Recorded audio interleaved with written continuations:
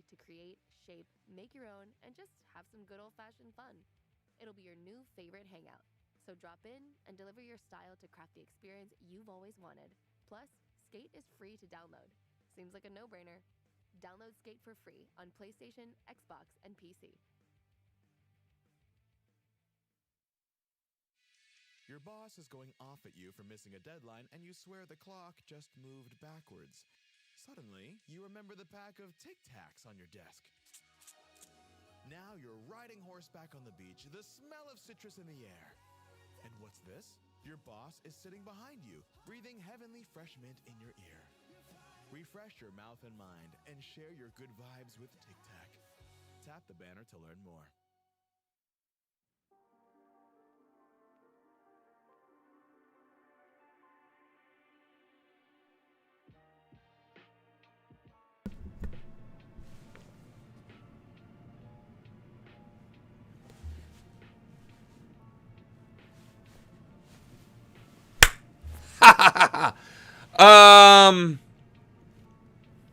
There's our technical difficulty for the day, folks. Let's try this again. Hold on.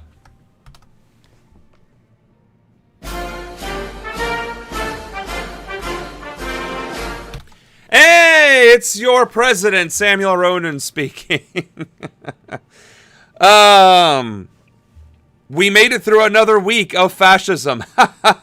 And it's been a week of fascism between the Trump regime embarrassing itself on the international stage again, whether it was Trump signing an executive order making fascism terrorism, but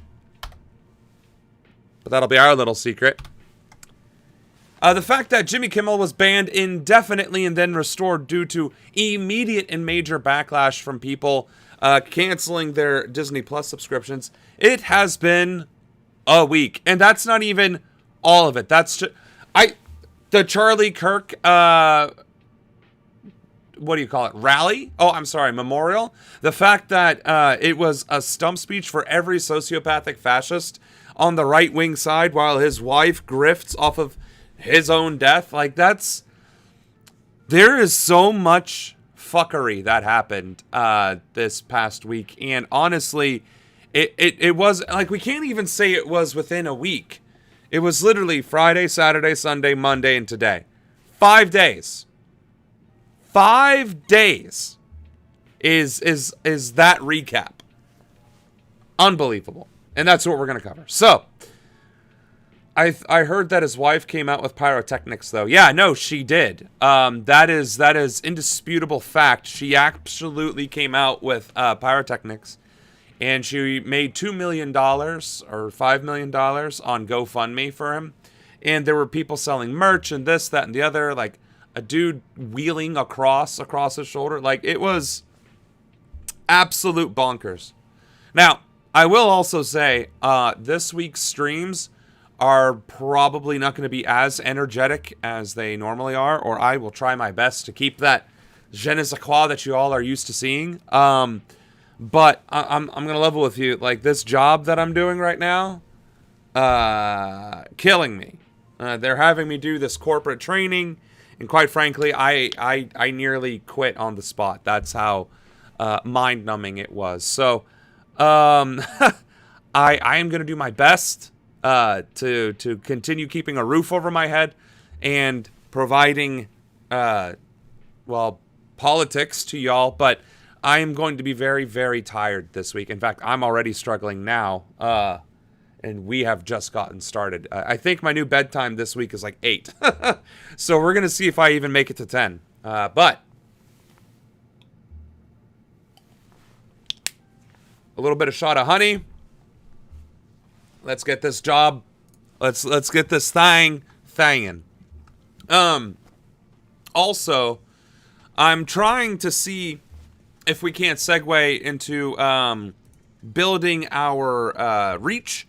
I have a bunch of different tags, and we're trying to talk through talk shows and podcasts. So we're gonna see how well that does for us for the next few streams, couple weeks, maybe even a month worth of streaming, just to see if this helps us grow, because the one thing we really need right now in this country is an opposition movement, not an opposition party, because party politics has very clearly failed us. The Green Party has never amounted to anything substantial, and the Democrats are, well, culpable. Like, they are literally as responsible as conservatives for the fascism that we have here today. So what we need is a leftist movement. We need an opposition movement. And that comes from people like you, following crazy people like me, working together with other crazy people like me and the groups that follow them. We need some sort of cohesion and unity. So, like, share, subscribe. All right. Moving on. We got a boatload of stuff to cover today. Over 30 videos. Everything from Secret Service, congressional candidates, the Charlie Kirk thing, Luigi, our boy, the markets, farmers, just, the fascism of Trump posting on Truth Social to go after his political enemies faster. And, of course, the fact that there is an increase in black violence, people murdering black people, and covering it up, as it were. He was fired just 3 weeks before he was set to retire. And now he's becoming an industry whip. We do begin here with breaking news. In the last half hour, Houston police say the initial autopsy of 20-year-old U of H student Jade McKissick found no signs of trauma or foul play, but the cause of death is still under investigation. First of all, McKissick's body was this is a fucking person who died, who was a 20-year-old healthy female student at the University of Houston, and investigators are saying that there's no signs of foul play. So what? This lady just killed herself in a river? Like, who the fuck do you think is going to believe that shit? Just like the guy who was lynched, who had both of his arms and legs broken. Yeah, he committed suicide and then broke his arms and legs? No. recovered earlier this week from Brays Bayou 4 days after she was last seen. KPRC 2 News' Rochelle Turner is live from the gas station near campus where she was last seen. Rochelle? Lisa, good afternoon to you. And as you mentioned, we are learning this new information, all coming into our newsroom in the past 20 minutes or so. To give you a perspective, we're right along North McGregor Way. This is where Houston police say that Jade was last seen. So to help kind of piece together exactly what happened, I'm going to kind of show you what we've learned so far. So according to Houston police, she was last seen at a bar and restaurant right along this area. She was there with some friends. From there, Houston police say that she left that restaurant and left her phone and then walked right over here to the Shell gas station. Now, I did go inside and speak to the owner. He did tell me that he is waiting to see if he can get in touch with the gas station owner who has access to the video to see if we can kind of get a better perspective of what Jade was doing. Police say that she purchased a drink and then she walked right out here beyond this gas station, and right on the other side of this gas station is Brays Bayou. Police say that is where Jade... Yeah, see, that doesn't even make sense. She left her phone, but bought a drink and then walked over to the bayou? Walked to, and ever since, there's been a lot of questions surrounding her death and disappearance.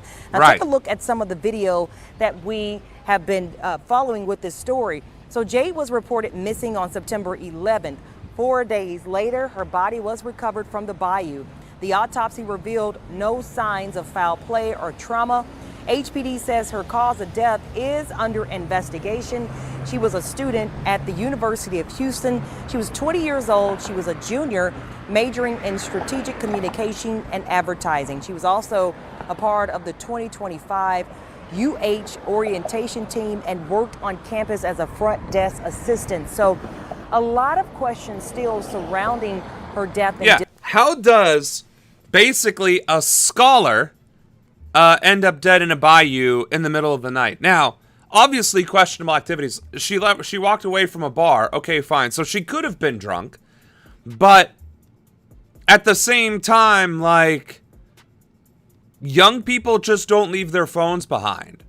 So is somebody covering? Is somebody lying? Like, it just doesn't make sense.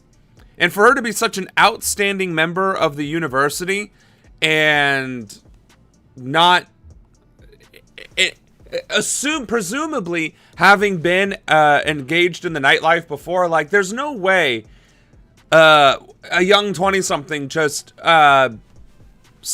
leaves their stuff behind, leaves their friends behind, buys drinks, and then just continues. Like, that's not how that works.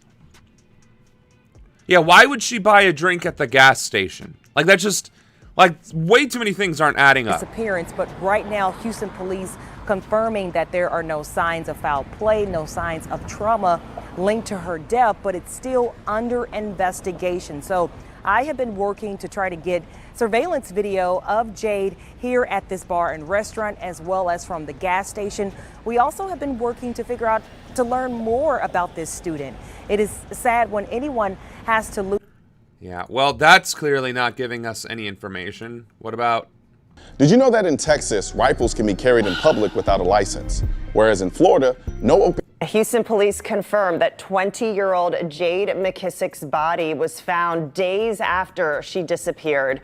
KPRC2 News reporter TJ Parker is joining us live at UH where the investigation stands. She was a 20-year-old. TJ. So she's a 20-year-old. So why was she at a bar in the first place? Right? So now we're getting into the questionable shit here. Okay, was she underage drinking? All right, fine, not great. That's, it's not great. But, like, if she was at a bar/restaurant, why would she need to go to a gas station to get a drink? And then, if you saw here in the closed captioning, the 6th body that was found. So, yeah. Live at UH with where the investigation stands this morning. TJ.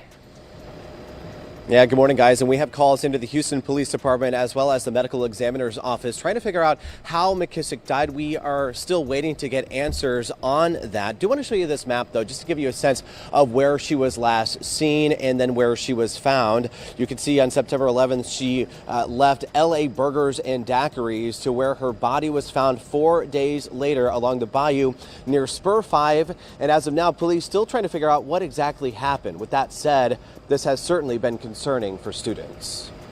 I do feel like the U of H campus or Houston in general, you just can't go anywhere alone. Just praying for the family of her and just hoping that everybody... Well, yeah, and then you have your students, your female student bodies saying that they don't even feel safe traveling at night. Everybody else that, like, hears about this, like, is aware.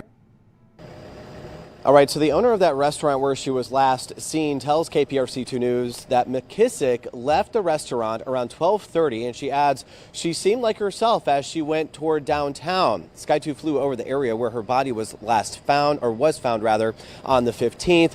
Again, how she got there and how she died is still very much a mystery. UH sent out a statement saying, in part, it is with profound sadness that we share. Yeah, of course the university probably doesn't actually give a shit. But see, this is the other thing. Now as the story comes clearer, it's implied that she wasn't even drunk, which I can understand to a degree, a very minor degree, that if you're drunk, you're going to wander around and maybe trip, fall, hit your head, and then drown in the bayou and get taken wherever, right? That is conceivable, except there was no trauma, right? Which would imply a head injury where you slipped, fell, hit your head, went unconscious, and then got slipped away. So the fact that she was found dead and presumably not drinking and perfectly fine as she was leaving, there's way too many fucking questions on that one. And unfortunately, I'm sure we're going to be covering this story in a few weeks when it's discovered that she was probably murdered alongside however many others that have been found recently. So, yeah, and like you said, Anna, like you said. So, now we get to move on to ICE. The 80-year-old U.S. citizen says he wasn't trying to intervene, simply get answers. That's when armed masked men turned their attention towards him, leaving him badly injured. You can see my arm. They threw me on the floor, it's all black. Rafi's shoe head shows us the injuries he sustained, including a dislocated elbow, after his business was raided by federal immigration officials last week. Surveillance video shows as the 80-year-old car wash owner gets shoved to the ground by a mass agent. What the fuck? Like, the agent just straight up body slammed this old man. What? Like, again, we can sit here and nitpick and be like, oh, that's terrible. Well, there's Palestinians dying in Palestine. Yes, there are. They're being genocided. I'm not saying that that was the most heinous example of ICE's activity. What I am saying is ICE is very clearly not giving a flying fuck who they hurt, why they hurt them, or what they're doing. Like, they're becoming more and more unhinged. They are caring less and less and less about the image that they are portraying to society. They are going out of their way to brutalize people, terrorize people, intimidate people. For fuck's sake, they kidnapped a 5-year-old little girl to try and draw out her father, who was also a legal resident in this country, seeking asylum, I believe. So, like, ICE is literally digging as low as it possibly can to be as immoral as humanly possible and unethical as humanly possible, and yet there is not nearly enough social outrage, and the news barely covers it as anything other than, well, this happened, and that's really odd. Yeah, no, I mean, the way he landed, I think he did hit his head. As he goes as the 80-year-old car wash owner he gets blocked shoved to the ground by a mass agent as he's running down a narrow hallway. Rafi says he didn't know what was going on, and when he came to the defense of one of his employees outside Valley Car Wash in Van Nuys, an unidentified officer pushes him back before throwing him to the ground as backup arrives. Like, what the fuck is up with this violence? Like, that's not proper use of force. That is an 80-year-old man. That is clearly an old man. You might not know he's 80, but you can tell that that is an old man. Why are you tackling him to the ground like you are a star linebacker for the New York, Giants? Like, this is insane. Like, their aggression, and the fact, and I gotta reiterate this, ICE does not have any jurisdiction over citizens. Literally, does not have any jurisdiction over people whatsoever, which is why them needing to abide by due process and having a warrant and justification to going after anybody is so paramount, because it is their very job description that they can only interact with the immigrant that is breaking whatever law, and that they must have a warrant for it. So the fact that they are just brutally attacking people, kidnapping children, targeting them at hearings, like rounding up workplaces and just setting them into concentration camps for processing. Like, the fact that this is happening in broad daylight, that it is being broadcast on the news. The Germans, right, at least had the benefit of the doubt that they didn't know, because the Nazis weren't broadcasting that they were doing it. In fact, they were spreading false propaganda that the concentration camps were actually like summer vacation homes, and that's where they were putting the Jews. That's where they were putting the homeless. That's where they were putting the gay folks, just to restructure them back into German society. They lied about the propaganda. In America, we're filming it in 4K, putting it on the news, putting it on stream. Now this Impact KTLA 5, which is a syndicated news network, is talking about it, and people are just like, yeah, no, I guess brown people shouldn't exist. Like, this is fucked. I have one of my guys, and I told him, hold on, most of these people, they have a paper, we have documentation here, and the only thing they said is, you don't F with the eyes, we are here. And they threw me on the floor, and 3 of them, they jumped on me and they were sitting on me. Rafi says 5 of his employees were detained by ICE that Tuesday morning. He requested medical attention after being roughed up with a heart condition, but instead he was placed in handcuffs and taken to the Metropolitan Detention Center in downtown LA. I was asking them, let me talk to somebody, I need to go home, I need my medicine, I'm hungry. No, there is nothing we can do. You have to wait. The U.S. citizen was released hours later. That's when his family finally took him to the hospital. Again, my dad, he's 80 years old, and he has a heart condition, and he begged and pleaded, and told him as soon as that second attack, that second push down, he said, I have a heart condition, I'm an old man, I want the ambulance, and they completely denied him and ignored him. Rafi's ribs were left busted, both his arms have contusions, and he's struggling to breathe. He and his family are now seeking legal action against the government. As they fucking should. Nice, and it's not right. And I mean, what else can you say to that? Like, what is there else to say?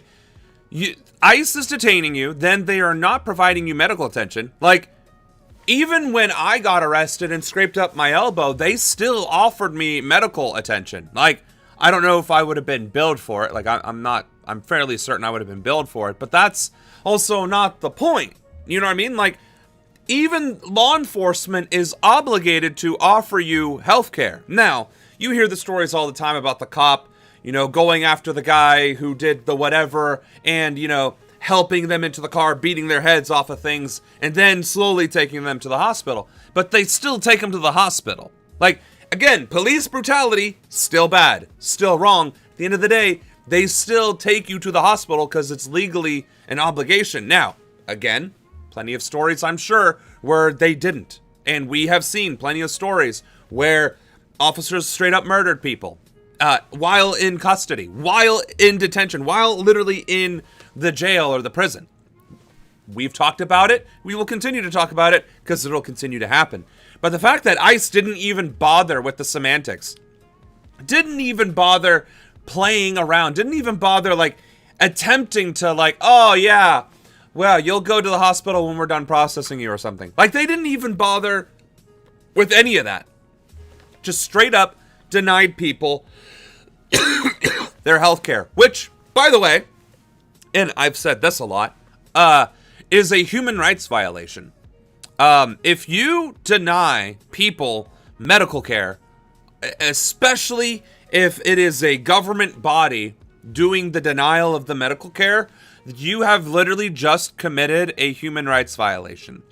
And because these guys are acting like police and paramilitary forces, you can also argue it was a war crime. Because again, denying your detainee food, medicine, shelter, and adequate sanitation is considered inhumane treatment of a prisoner, which is a war crime.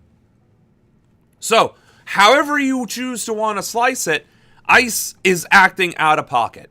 Extremely out of pocket. And we have more videos. Build a website you love with Wix. And I'm fairly certain this is a different one, which... Now a big development just in about an early morning immigration effort that took place in northwest suburban Elgin. Our Sabrina Franza is there. Sabrina, you just spoke to one of the men who was detained and now released. They absolutely should sue the fuck out of him. And right, again, since when is it a crime to be present when criminal law enforcement are acting out of pocket? Like, how is that being a criminal?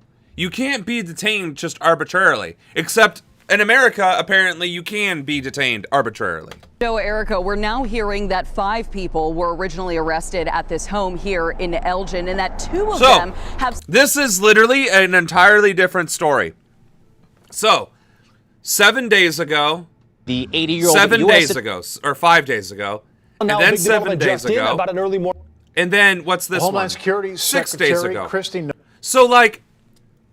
these news stories are happening, right? There is active reporting on ICE agents brutally going after immigrants or citizens, people who are brown-skinned, right?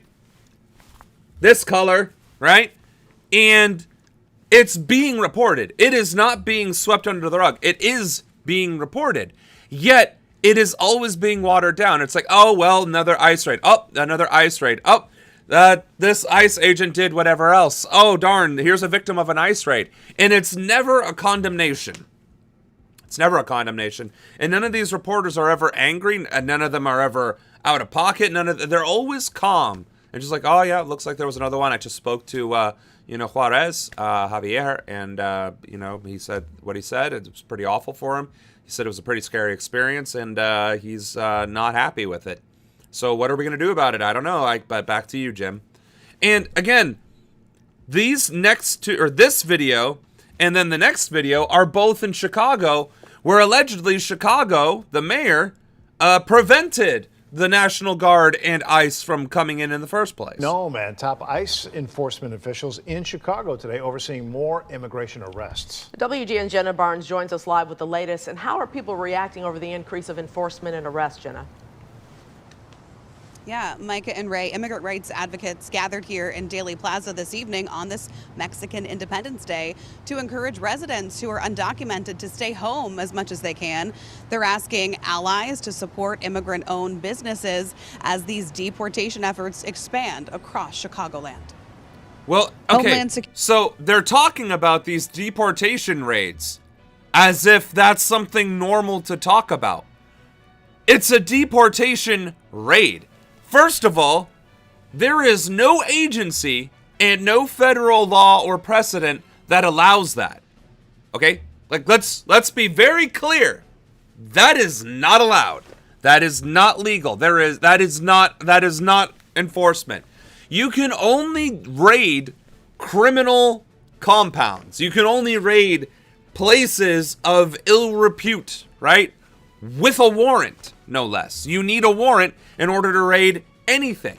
It's why organized crime does thrive, because they usually have just enough of a cover to avoid getting a warrant against their asses, and then it's just the little pickings that get taken off. So the fact that they're reporting about, raids that are sweeping Chicagoland as if that's just a thing, instead of saying these unconstitutional raids targeting a protected class of citizen or a protected class of human being under the 14th Amendment. Like, again, they're not at all reporting on this in any way, form, or fashion that does anything other than pretend that this is normal. Again, acting as if this is fine, like that this has validity, that this has value, weight, the legitimacy of just being discussed as such. We're not talking about the fucking weather. Well, it was raining today. There was minor flooding on Main Street and 8th Avenue. It did put a damper on some of the activist activities outside of the Immigration Center where Holman was present. But other than that, spirits are pretty high and people are acting pretty sunny despite the dampening weather. Right? That's not what was talked about at all.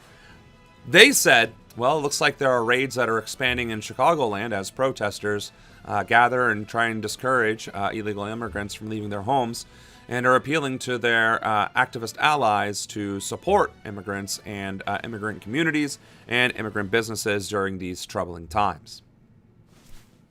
Like, one of those talking about the weather and one of those talking about fascism are not should not sound like the other. You should not be talking about fascism, rounding up brown people, terrorizing brown people, talking about raiding immigrant communities with the same level of nonchalance that you would talk about the weather. That's just not how that fucking works. Or at least, that's not how it should work. Security Secretary Kristi Noem posting these videos from ICE arrests in Elgin this morning, saying she's on... Where are the fucking warrants? And why do you need military craft vehicles and 30 ICE agents to go into a house? Ground to make it clear the department isn't backing down. And look, they're covering their faces and everything. Noem writing, DHS took violent offenders off the streets with arrest for assault, DUI, and felony stalking. Okay. Assault, DUI, and felony stalking. Those are the crimes that were allegedly committed by the detainees, the ones that were just detained from this clip. All of this was necessary.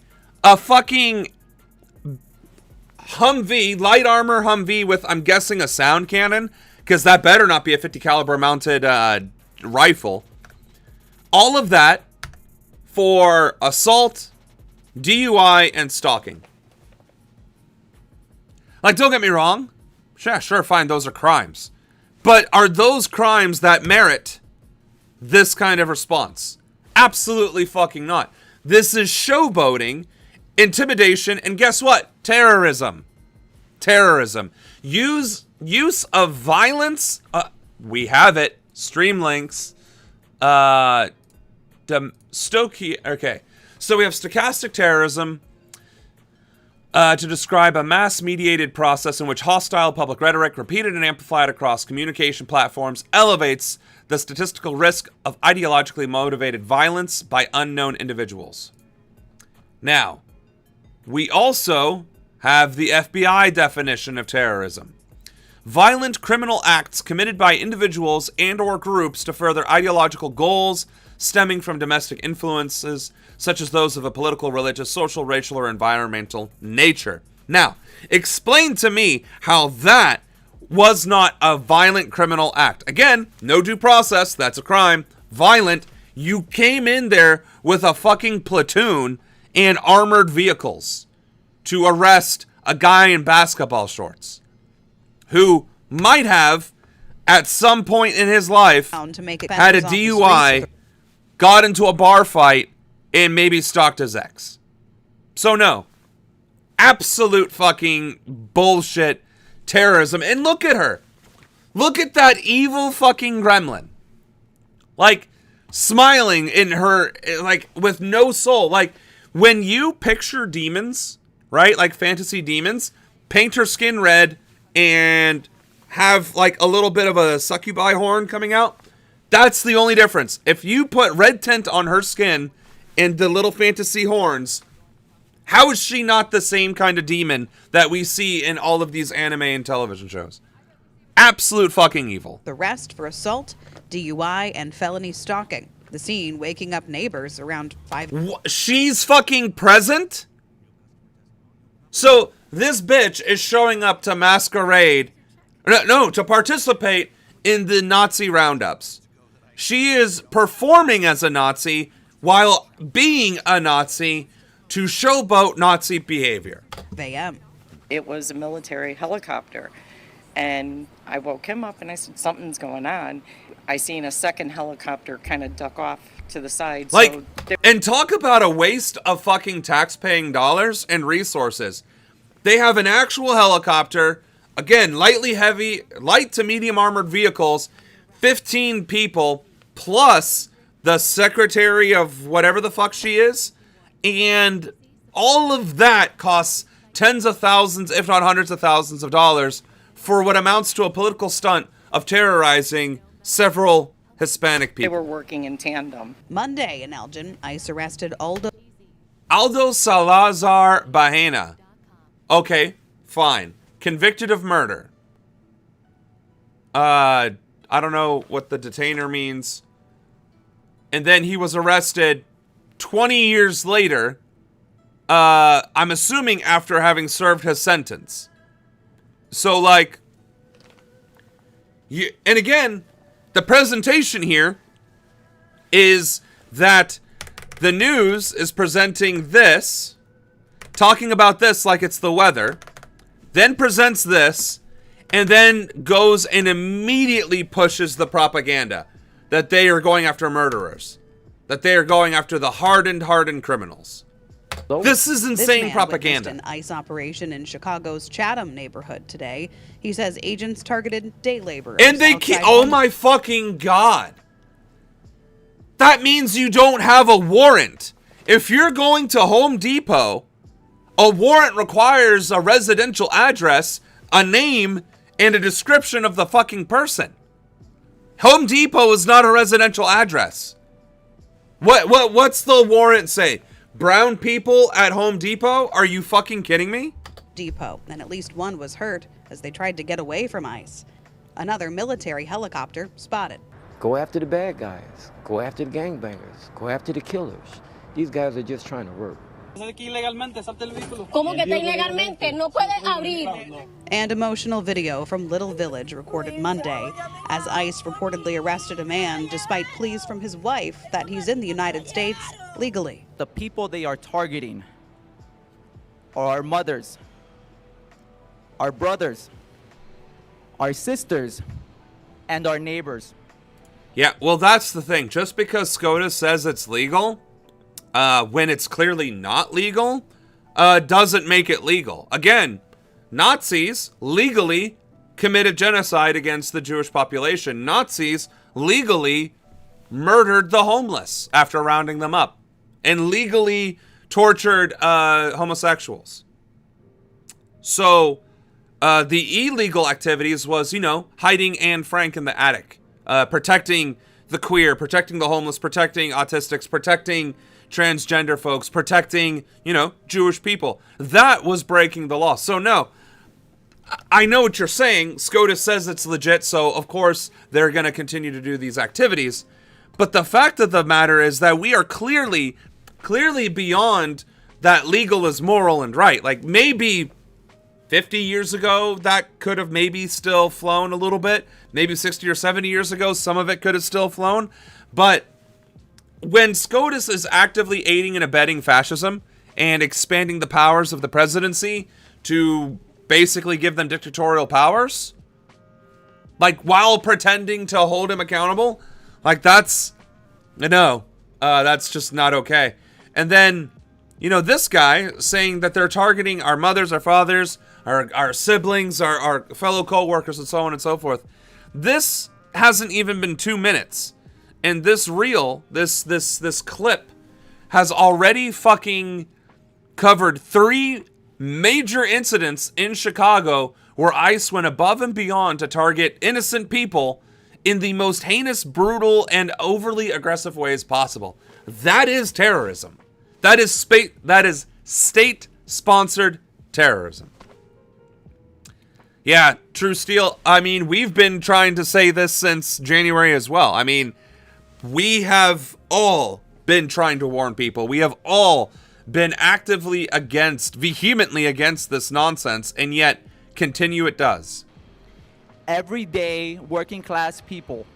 And honestly, I'm waiting for the point where ICE just comes and gets this guy. He's wearing a Mexican flag, an American flag, which means he's a Mexican-American, which means he's a Mexican-American elected official trying to have a press conference condemning ICE.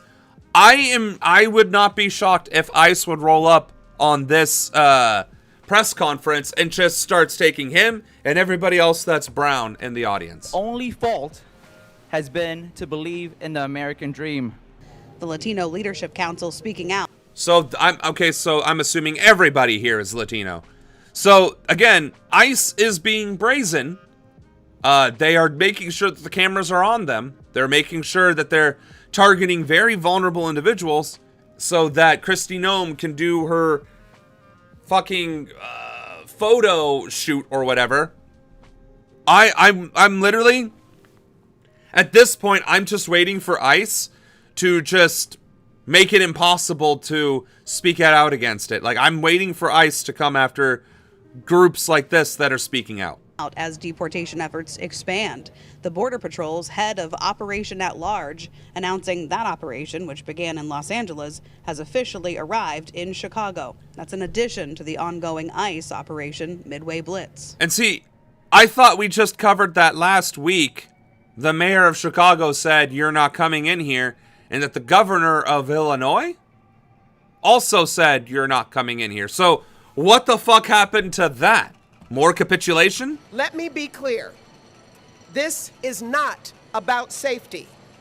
This is an engineered crisis, a spectacle designed... So they stopped the National Guard. Okay, they stopped the National Guard and the uniform that looks like this. They stopped the National Guard, and yet they're letting the actual Nazis in. Are you fucking headlines, serious? Not for the safety of our neighborhoods. Lieutenant Governor Juliana Stratton said during that news conference that one of the people initially handcuffed in Elgin this morning is a U.S. citizen. Now, we don't know exactly how many people were arrested today, but on Monday, Congresswoman Lauren Underwood said ICE has arrested 250 people since Operation Midway Blitz began earlier this month.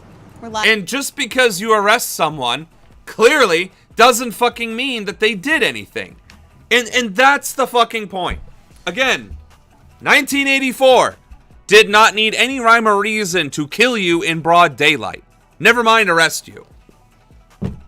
Jesus Christ. Like, where is leadership? Okay, you stop the National Guard from being activated because you have the right to prevent the National Guard from being activated as governor. Okay, so you did all that theatrics of shutting down the bridges and the highways to prevent the military from coming into your city, but you're gonna roll over and expose your belly and you know, like a dog for ICE? Like, what are we fucking doing? How is this okay? How can you say that this is leadership? Like, oh, we're going to comply with ICE, but we're not going to allow the National Guard to come into our... Like, why would you comply with ICE? You know what they're doing. You know exactly what they're doing. You're reporting on the exact thing that they are doing. You, as the lieutenant governor, are saying exactly what it is they are doing. So, why aren't you kicking them out? Why aren't you activating the National Guard? You know, why aren't you telling the National Guard to protect your citizens? Your Chicagoans, your Illinoisans. The National Guard could be activated by the governor of Illinois to arrest and remove ICE from Illinois, let alone Chicago. Like, the fact that this is not happening is the problem. The fact that there is zero opposition happening other than what little lip service is being offered is disturbing. None of these speakers, none of these elected officials said, we are removing ICE. We do not want them here. We are not going to support ICE. We are not going to tolerate ICE. We are not going to do X, Y, and Z for ICE. None of that. Just, oh dang, they're here, and we're going to shake our fist about it. Fucking feckless, cowardly pieces of shit.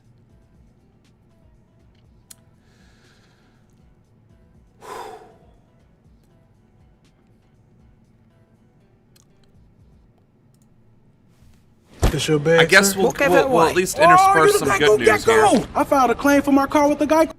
This next video is going to be about the Trump $15 billion bullshit lawsuit being thrown out. At least that's some good news. Administration is clashing with the media on multiple fronts. Overnight, the Pentagon imposed a new set of restrictions on reporter access there, while a federal judge dismissed President Trump's defamation suit against the New York Times. Our White House correspondent, Amish Alcindor, is at the White House this morning with the latest, a series of separate headlines this morning. Amish, good morning. Good morning, Peter. Late Friday, the Pentagon announced that there will be new rules for reporters covering the Department of Defense that could drastically restrict the flow of information that the public gets about the military. Secretary Pete Hegseth... What the fuck? That's right. That's right. I forgot. The Pentagon is now censoring reporters, journalism, that are reporting on the Pentagon and the military. Jesus fucking Christ. Honestly, like, the Pentagon are now demanding that reporters pledge. Hey, pause.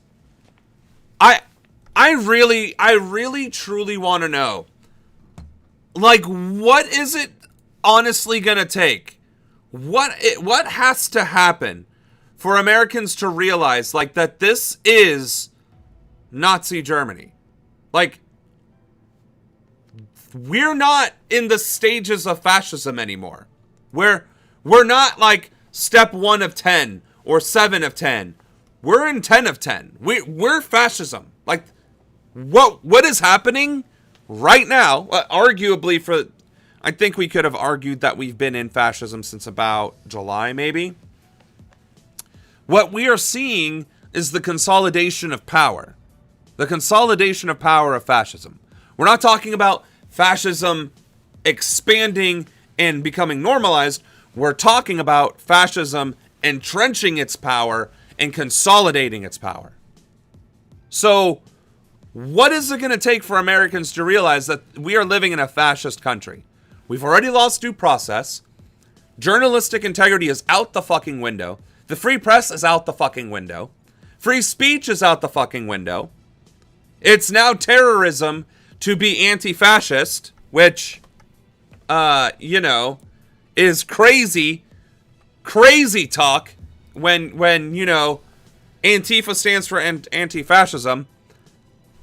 Like, this right here is terrorism now. Being against fascism. Challenging this administration, which, you know, is censorship. Disparaging ICE, which, you know, is our First Amendment right, and our obligation to challenge the authority of the government, especially when it overreaches. So, like, I am a terrorist for doing this. That's not steps into fascism. That's steps of fascism consolidating power. We are in the censorship phase of fascism. We are in the all but having a martial law implemented in fascism. We already have a secret police, that's ICE, and they are disappearing people in real time. Chicago has had several incidences in just the past week alone. And it's a growing expansion. And what's the opposition doing?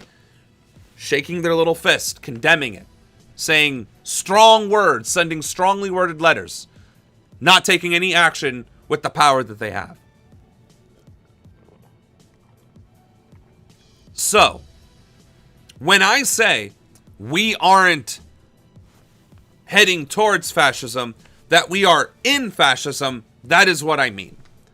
And videos like this, where the Pentagon is literally forcing and controlling and manipulating reporters into only talking about the things that the state wants. I mean, look at this guy. He even looks like a fucking fascist here.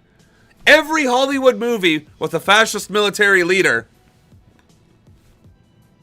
that's what he looks like.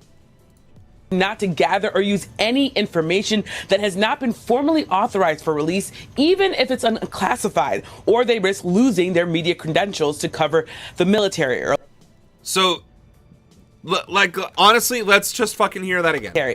Secretary Pete Hegseth and the Pentagon are now demanding that reporters pledge not to gather or use any information that has not been formally authorized for release, even if it's unclassified, or they risk losing their media credentials to cover the military. Earlier this year, new policies vastly limited the access journalists had to the Pentagon complex, and in a new rotation program, removed several major outlets, including NBC News, from their Pentagon office spaces. Also on Friday, a federal judge dismissed President Trump's $15 billion lawsuit against the New York Times, saying it was, quote, improper as it stands. The judge, who was appointed by President George H.W. Bush, wrote a complaint is not a megaphone for public relations. He said the president's lawyers have 28 days to file an amended lawsuit. And in a statement to the New York Times, the president's personal legal team vowed to do just that, Peter. Hey, thanks. That was probably one of the most dystopian minute and 23 seconds that we have had.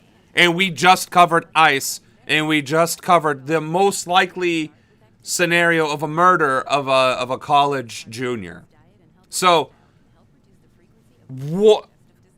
again, how else are you supposed to react to these stories? You have the Secretary of Defense saying you cannot report on military matters unless we give you the authorized material.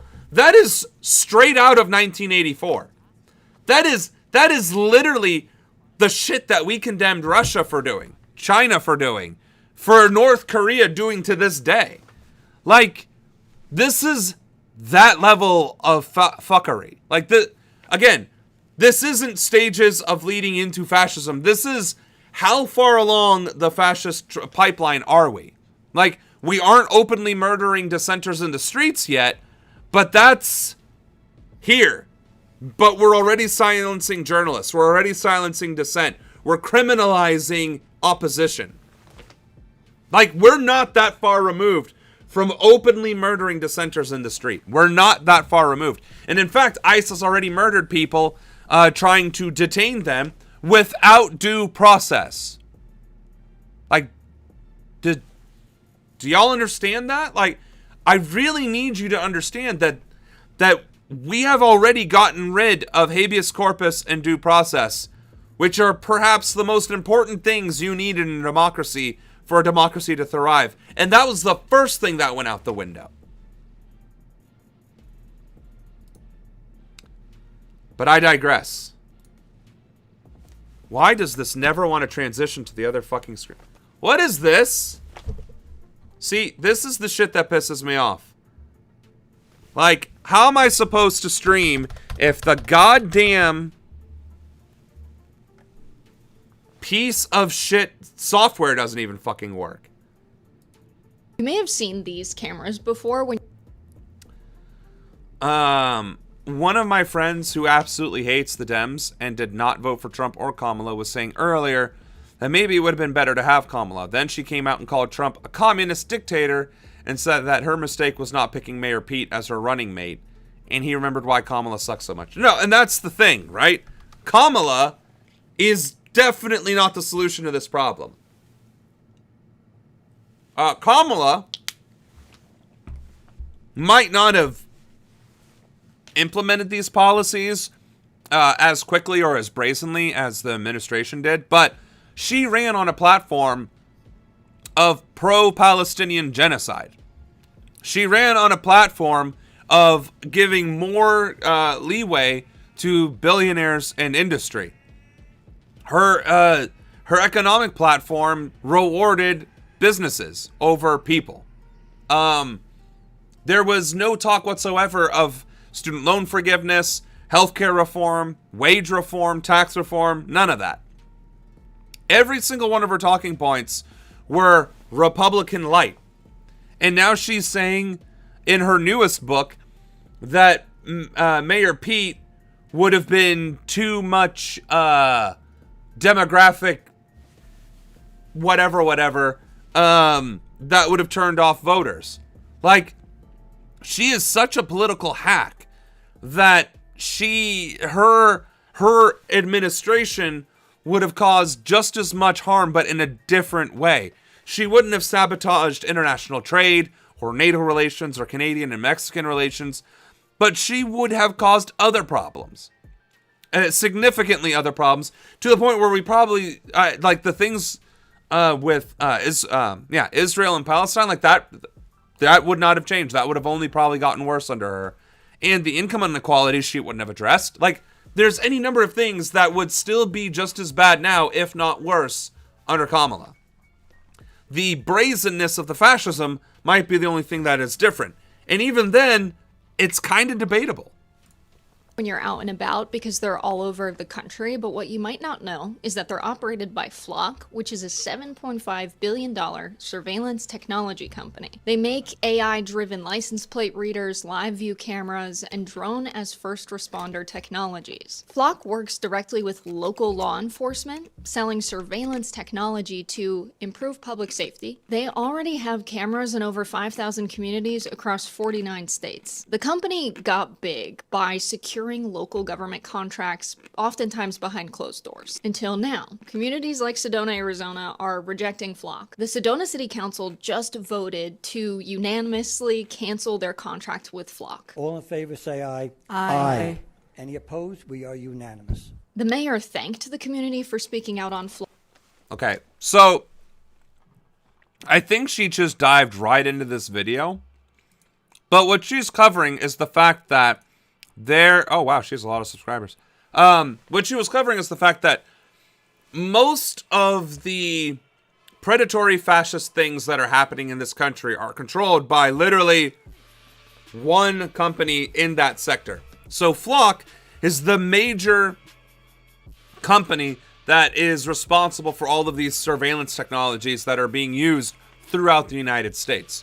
Just like Palantir, just like as we found out, of course I can't say it, the media conglomerates that own Disney and ABC and all those other news networks, consolidation of information is going from 4 companies to 3 to 2, right? And then you got your surveillance companies like this Flock, and you got the data companies like Palantir that are literally just controlling the entire sector of information, of data, of surveillance, of news and information. And now those billionaires are also bending over backwards to fall to their knees for Trump, for this administration, to earn their favor, which we don't have designations of titles like Duchess, Duke, Marquise, or Baron or any of that, but we have billionaires and millionaires and CEOs. And now we have a billionaire in office who is selling influence and power to the highest bidder. He is now using that bidding system, pledging to building the fucking gallery, the ballroom off of the White House.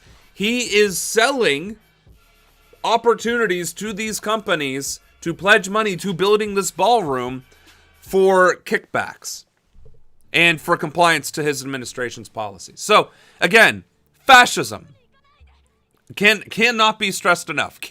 Cannot be stressed enough that this is what we are in right now. Again, we're not heading towards it. We are now fully in fascism. We are in this shit. And the only saving grace is that right now, as of this moment, as of September 23rd, 2025, as of right now, we are still going to have elections in 2026. As of right now. But that is very swiftly being addressed by this terrorist regime as well. They are already gerrymandering districts. They are already trying to purge voter rolls. They're already talking about stationing ICE at polling locations. And of course, this regime is already trying to activate the Guard across all 50 states, right? They are using Chicago. They are using California. They are using various cities and states across the country as training grounds, as testing the waters to see how far they can reach. And this has only been 8 months. It has been 8 months since Inauguration Day, and this is where we're at. Another 8 months? Forget about primaries. Forget about general elections. Like, we're going to have military marching in our streets and arresting protesters and dissenters in broad daylight and charging them with terrorism. Like, we are not in a democracy in any capacity at this point. And that people need to realize this. And that's what she's talking about. We'll let her talk a little bit more. Even said the company lied to the police in order to secure the contract. Thank you to the community for speaking up. I appreciate the emails immensely. It helped me a lot. I had no idea that the cameras were doing that kind of data sharing. None. And it was, I feel bad for our police department, who was lied to by the committee, or I apologize, the company. In other localities, residents have shown up. And shocking, right? That these companies would lie to the police and then steal surveillance data and use it to feed AI models, I'm certain. Like, the amount of privacy violations that we have suffered through and been exposed to, like, again, 1984 has been turned into a movie at some point. And if you read 1984 now, you would let's just open it up. Let's just see. Okay. Portraits of Big Brother. The proles, normally apathetic about the war, were being lashed into one of their periodical frenzies of patriotism. As though to harmonize with the general mood, the rocket bombs had been killing larger numbers of people than usual. One fell on a crowded film theater in Stephanie, burying several hundred victims among the ruins. The whole population of the neighborhood turned out for a long, trailing funeral which went on for hours, and was in effect an indignation meeting. Another bomb fell on a piece of waste ground which was used as a playground, and several dozen children were blown to pieces. There were further angry demonstrations. Goldstein was burned in effigy. Hundreds of copies of the poster of the Eurasian soldier were torn down and added to the flames, and a number of shops were looted in the turmoil. Then a rumor flew round that spies were directing the rocket bombs by means of wireless waves, and an old couple who were suspected of being of foreign extraction had their house set on fire and perished in suffocation. In the room over Mr. Charrington's shop, when they could get there, Julia and Winston lay side by side on a stripped bed under the open window, naked for the sake of coolness. The rat had never came back, but the bugs had multiplied hideously in the heat. It did not seem to matter. Dirty or clean, the room was paradise. Well, okay, that's going off the rails there now. But that paragraph that I read prior to that, does that not literally explain the Ukrainian-Russian war and the Charlie Kirk Memorial Lollapalooza? Like, and of course the waste of ground being used as a playground as several dozen children were blown to pieces. That's literally Israel blasting Palestinian children to smithereens. Like, I picked a random page in 1984, read a random paragraph, and I basically summarized 2025. This is not a fucking drill. Again, George Orwell, 1984. Has come and gone, but George Orwell's prophetic, nightmarish vision in 1949 of the world we were becoming is timelier than ever. 1984 is still the great modern classic of negative utopia. A startlingly original and haunting novel that creates an imaginary world, not so imaginary, that is completely convincing from the first sentence to the last 4 words. No one can deny this novel's power, its hold on the imagination. Oh, that's not a synopsis of the story at all.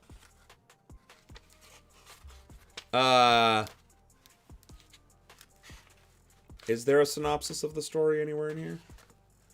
I guess not. A selected bibliography. No.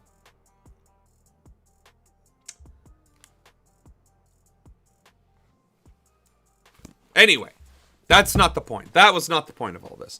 The point was that if you can pick up a dystopian novel, randomly flip to a fucking page, and then basically touch on current events, that's a fucking problem. You won't bitch like Trump if you have to walk up a flight of stairs. Well, you're right. I won't bitch like Trump, but I will be a little winded. I'm a little fat. Is that in the video here? Our playlist, Trump's embarrassment for the United Nations. I'm assuming it is. It's just... Oh, it isn't? Well, feel free to find it and add it if you can.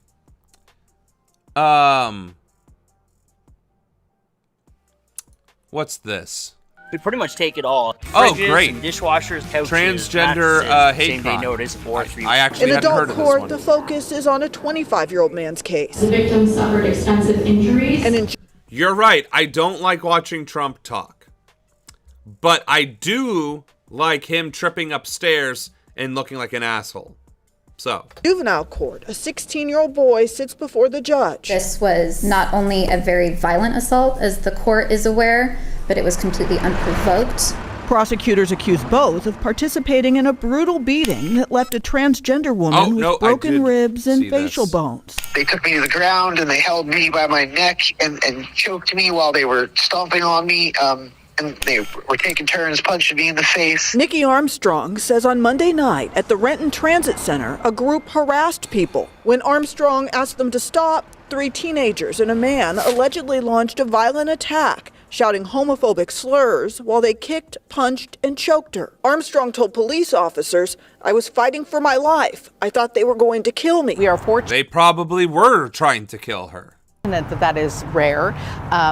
We want it to be never. King County data reveals that in 2022 and again in 2023, the prosecutor's office charged 26 hate crime cases involving anti-sexual orientation, anti-gender, or gender expression. Last year, prosecutors filed 14 cases, and so far this year, they've filed 10. What we're seeing now is that in a lot of cases, you're seeing trans victims being attacked. In the Renton case, officers arrested 2 teen boys on Monday and took this 16-year-old into custody Thursday. The allegations in this case are shocking. The court released the trio with orders to wear electronic home monitoring devices. The final suspect surrendered yesterday after his own family member saw this police post, recognized his photo, and convinced him to turn himself in. The court set bail at $300,000 for the 25-year-old suspect. You know, what I am hoping from the graphic earlier is that from 26 to 14, that just means that there were less cases. But what I'm guessing and what I fear is that the court is simply not prosecuting as many hate crimes because they don't fucking want to. But in this case, they don't have much of a choice because it was very clearly what it was, which was a hate crime. And the story is awful. Those kids and that guy were trying to kill her, and it makes me wonder what stopped them from finishing the deal. Like, thank God they did, but like these attacks are only going to increase across the country. Right, and that was my thing, is that the cops are probably just looking the other way. And scheduled his arraignment for Tuesday. For the teens already facing charges, they entered not guilty pleas today. In Seattle, Natalie. Yeah, and I bet they're going to get a racist, conservative fucking defense attorney that's like, well, you see, their strongly held beliefs and their youth prevented them from being able to restrain themselves from brutally assaulting a transgender person from existing. And that's the part that is the most sickening. Like, it's obviously brainwashing. It's obviously a learned behavior.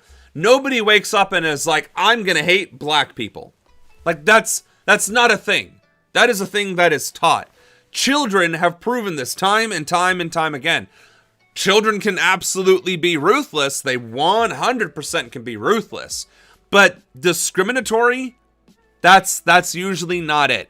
They'll make fun of you for being ugly. They'll make fun of you for being fat. They'll make fun of you for being different. Yes. But children are not inherently, in any sense of the word, homophobic or racist or xenophobic. That isn't any of it. That is a thing that they are not.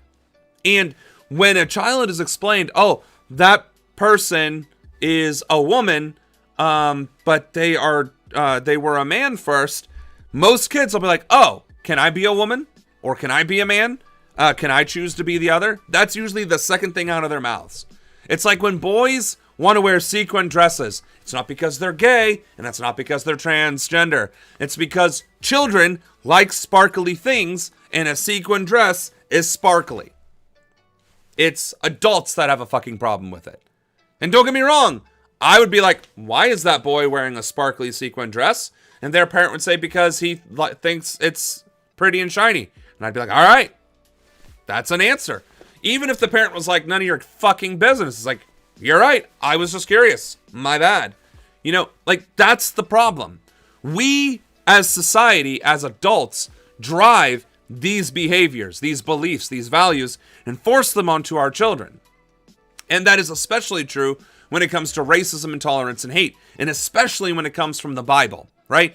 The Bible, in nowhere in those texts, say you need to be a hateful, spiteful person. It doesn't say that. It does say that the Israelites tricked I don't remember who, into getting circumcised, and then brutally murdered all the men while they were recovering, and then stole their women. That is absolutely in the Bible. There's also Lot and his daughters. There's all sorts of incest, bestiality, myth, magic, and mayhem.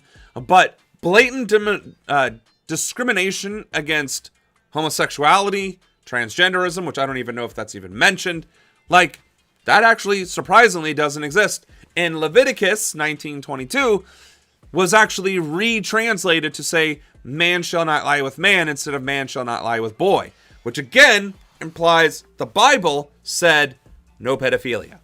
So, like, the way our right-wing society just bludgeons their youth into believing racist, white, Christian, fascist ideology is why these hate crimes are happening. It is why it is infecting Hispanic communities and black communities and Asian communities and Islamic communities. Like, this kind of hate is taught.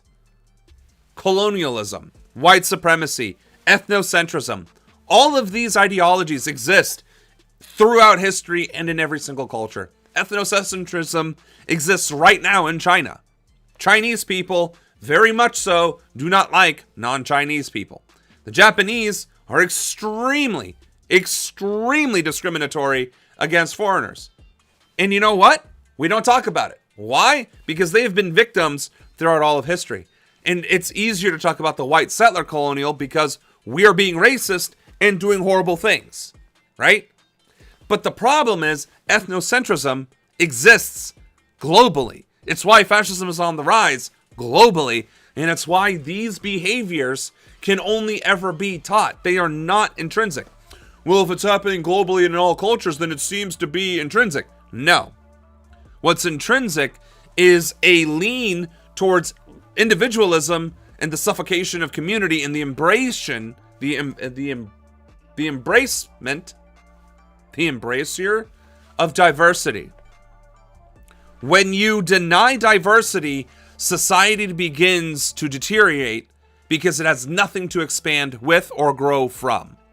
And that deterioration usually starts with ethnocentrism.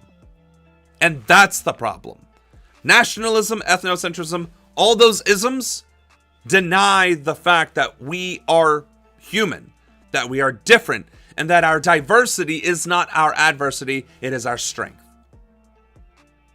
And that is what is taught to every fucking child in every fucking country, in every fucking culture since the dawn of time, that we're God's special chosen little flowers. And if you don't follow these rigid sets of beliefs, society will punish you egregiously, so you need to be different. Or you need to be the same as everybody else. And if you are different, you will suffer for it. Now, that brings us to another interesting topic, which is this whole shit about autism. Less than, 20% of the global population is autistic? And yet, the most diverse group of people on this planet are probably autistic folks. And they are the ones that drive human ingenuity, innovation, desire, learning, curiosity. That is autism. Autistic people hyper-fixate. That is literally their thing. Ooh, this is a microphone. I'm going to learn everything about this microphone. I'm going to learn about what this thing does, the mechanics inside of it, how putting it closer, further, up, down, left, right. These little knobs and everything else.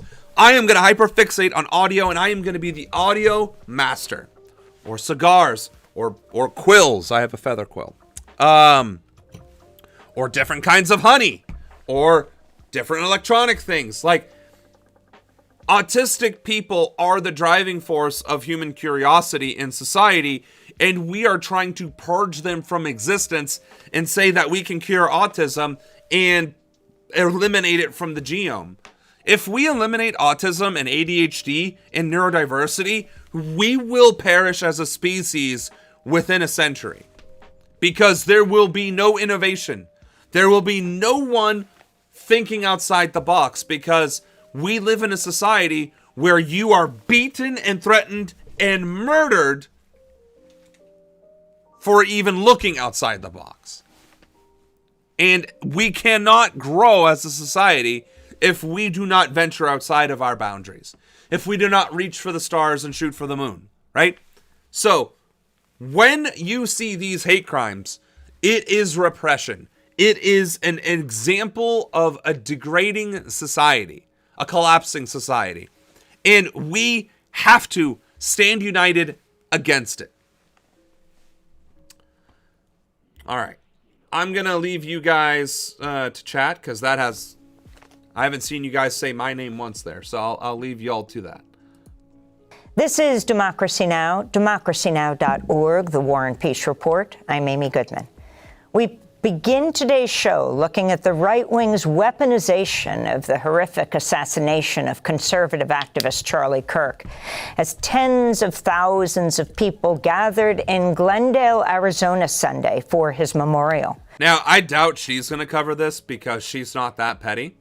But you know what's interesting about Glendale, Arizona, is that's exactly where Grindr blacked out its servers because of overuse. Now, interesting correlation between this memorial and Grindr, the gay Tinder, if you will. having a server crash fallout during the same location during the same time that this shit was going on. Just putting that out there. Oh, and Pornhub also ran into an influx of transgender porn searches. So this is the part that really pisses me off the most. Conservatives go out of their way to demonize gay people and transgender people especially, to the point of trying to pass discriminatory legislation which would violate the 14th Amendment regardless, right? And yet, the thing that they do the most is watch transgender porn and fuck dudes using the gay dude fucking app. At the funeral of one of the biggest white supremacists our country has ever spawned.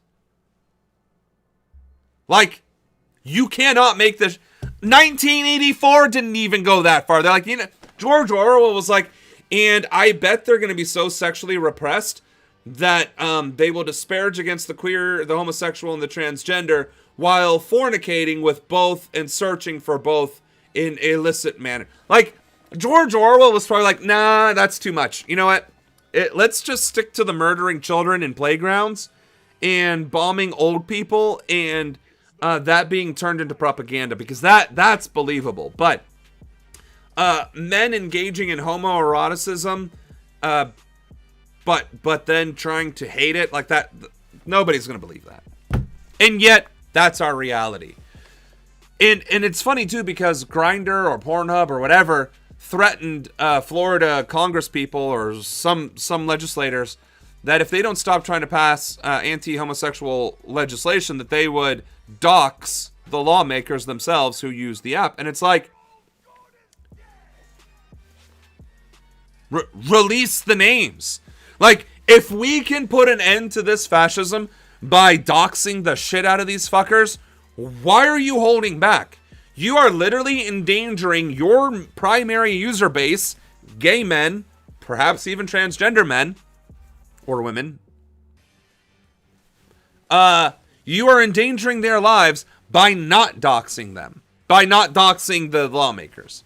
So, like, all of this is just, again, spectacle. Oh, I'm going to give this speech. I'm going to give this press conference. I'm going to release this blog or whatever, this tweet.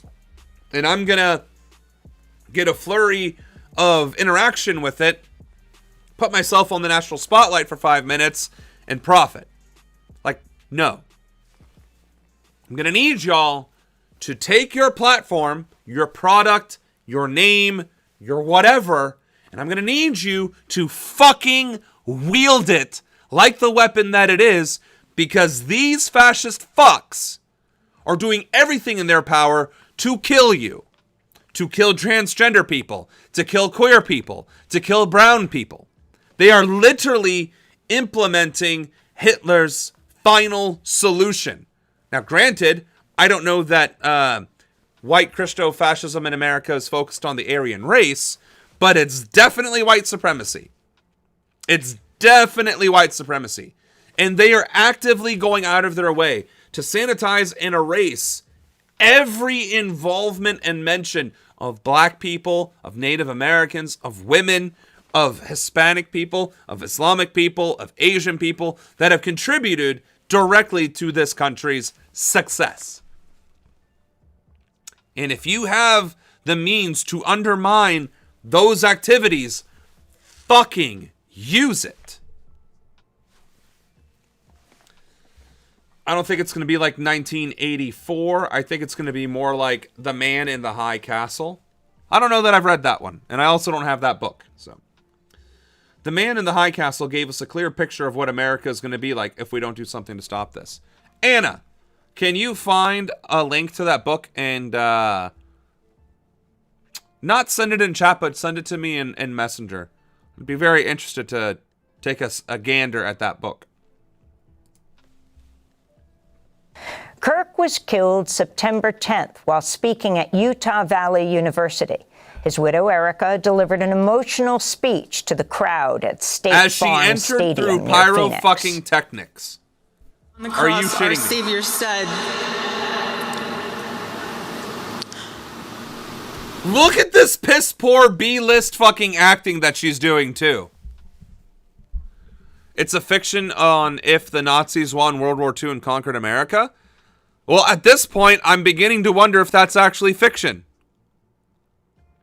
I'm really wondering if that's fiction, because if you look at America right now, how is it different than Nazi Germany? Like, from the behaviors, the laws, the passages, and the efforts being undertaken by this terrorist regime, how is that different than Nazi Germany? There's a TV series about the book? Okay. I maybe I gotta buy that book and keep it nearby too. Father, forgive them, for they not know what they do. Wow. Is this bitch really quoting Jesus Christ at a memorial for her husband while she walked in to pyrotechnics, has her hair all done perfect at a fucking football stadium? Really? Everyone looks at Germany from 1939 onward, never at the period between 31 and 39. Yeah, and people also don't look at the fact that Operation Paperclip absorbed all of the Nazis that did Nazi shit into America. That man, that young man. Become the new head of the conservative group her husband co-founded, Turning Point USA. Well, she called for forgiveness for the assassin. President Trump and other top speakers, including Vice President J.D. Vance and White. Yeah, like,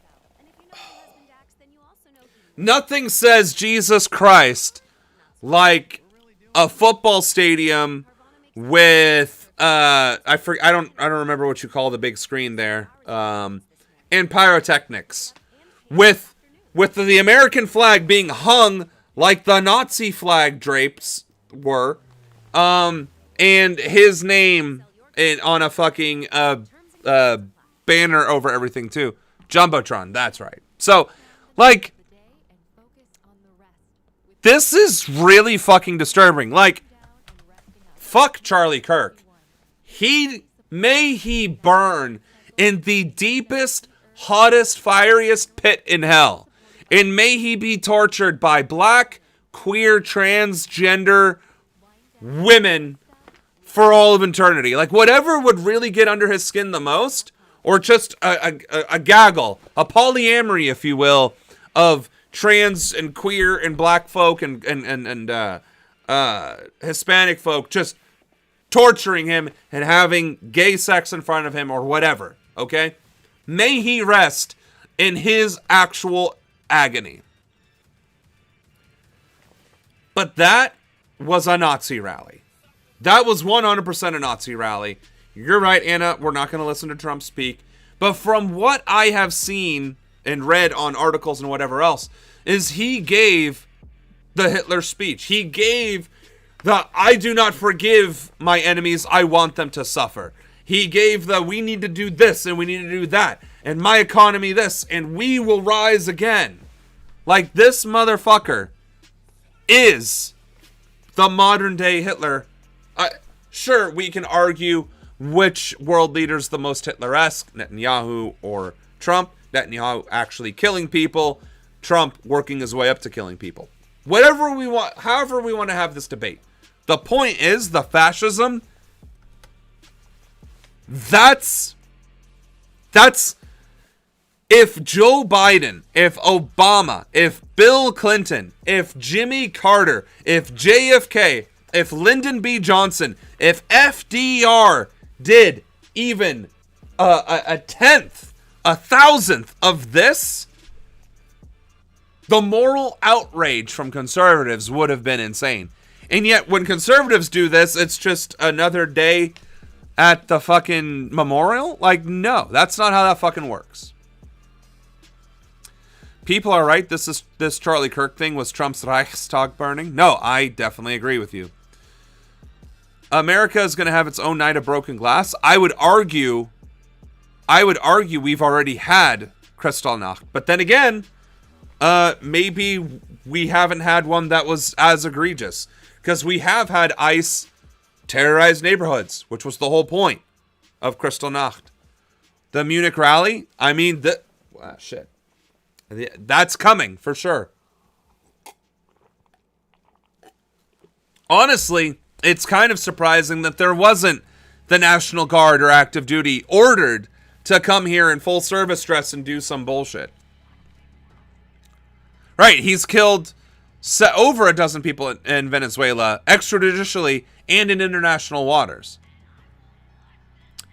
And his neighborhood is getting terrorized. Chicago is getting terrorized. Los Angeles is getting terrorized. And that's just what's getting reported.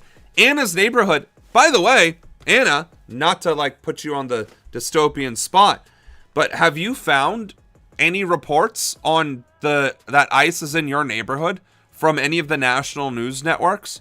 Or is it just local? Because I guarantee you, because it's not a big national thing and Trump isn't talking about it, I guarantee that the national media isn't covering it. Is local media even bothering to cover it? Yeah, I would be curious to know about that. You just found out from the Nextdoor app. So it's not even being widely telegraphed in New York or you know, whatever part of that state you live in. I think I almost accidentally doxed you. My bad. But the news isn't, is what I'm saying. And that's the fucking point. Like, this shit is happening all over the country, but it's happening silently everywhere else where it isn't being loudly projected. Okay. Yeah, we're definitely not listening to that. Don't want the best. In the aftermath of Kirk's assassination, yeah, and wasn't Elon Musk there? Reports authorities found, quote, no evidence tying the accused assassin to any left-wing groups. As advocates continue to denounce Trump's Do they even have any evidence tying him to the murder? Because at this point, like, people aren't even certain that he did the killing. And quite frankly, there have been some compelling reels that I've seen where the shooter was actually behind Charlie with a pistol. And again, the guy that they are getting, the patsy, left his rifle, jumped off the roof, but there was no surveillance of what was on the roof. His Discord chats were like the most perfect confessionals that you could ever hope for in a crime. Like, he's 22 and an idiot, but talking like a novelist, admitting to his crime right before getting arrested, and not like a 22-year-old who is chronically online in those spaces. Like, there is no continuity in this story whatsoever. And the FBI is now saying that their story may not be accurate. They're still investigating. Right, no, the FBI's got nothing. And the worst part about them not having nothing is they're not even able to make a fake story stick.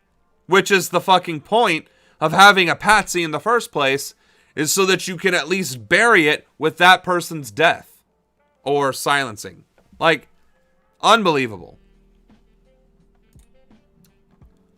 Come on. And attacks on free speech and the First Amendment. The president said Friday it should be illegal for journalists to give his administration negative coverage. Yeah, we're definitely not listening to that. But again, back to fascism. The leader of a country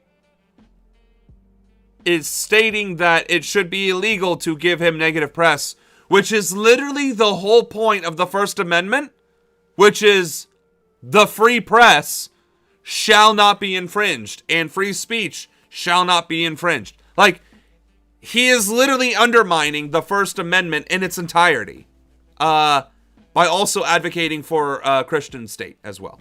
Although that's probably not in this clip. Unfucking believable. Affiliates. Carr recently told the right-wing podcaster Benny Johnson, quote, we can do this the easy way or the hard way. You know, when you look at the conduct that has taken place by Jimmy Kimmel, it appears to be some of the sickest conduct possible. I mean, look, we can do this the easy way or the hard way. you're right. There is an easy way and a hard way to do this. You're absolutely fucking right. There are definitely several ways to skin this particular cat.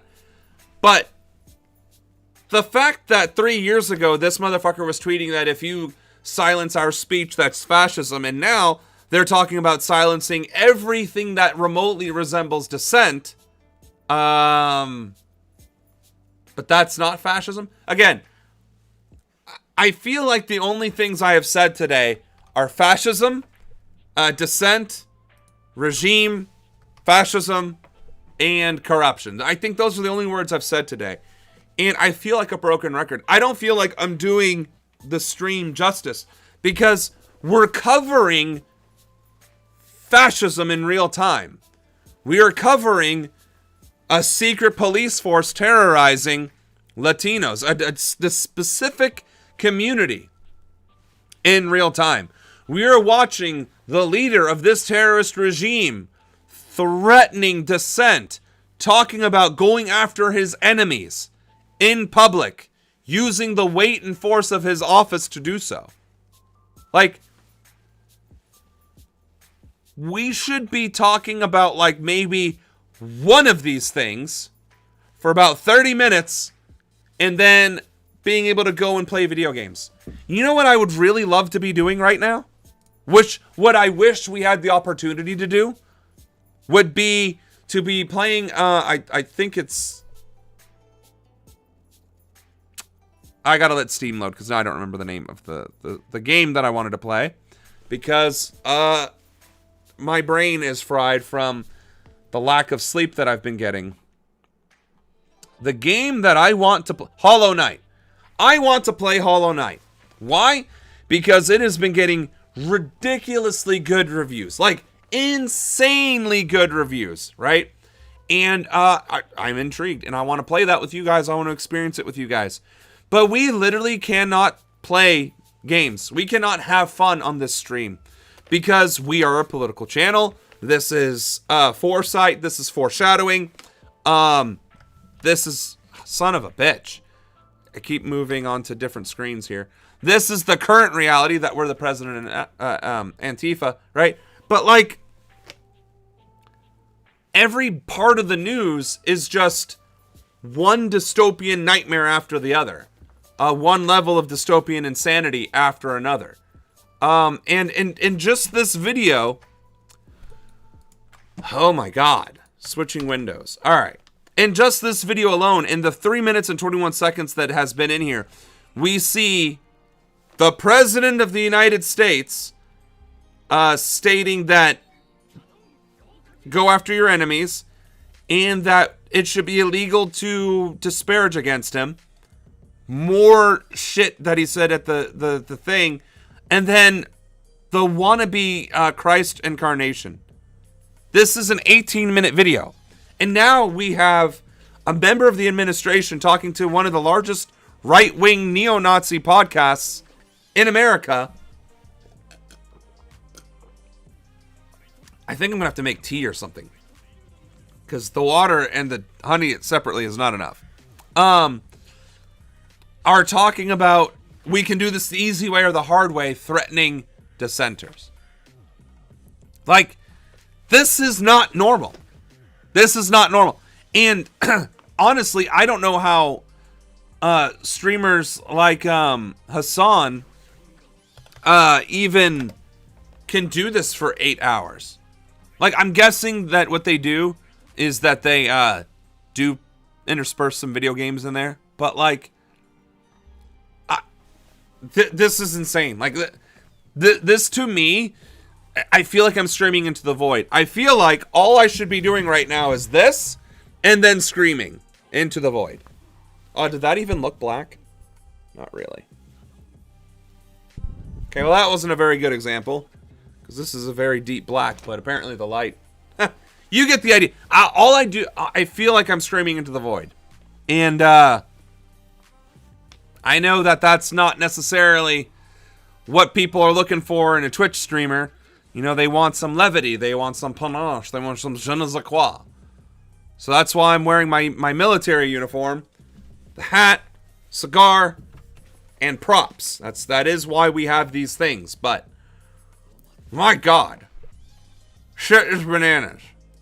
Companies can find ways to change. There's going to be a Deputy Legal Director at the ACLU. Welcome back to Democracy Now! It's great to have you with us. So you just gave us 3 minutes of fascism, and now you're just... This guy is probably not even that interesting. Let's just... whatever.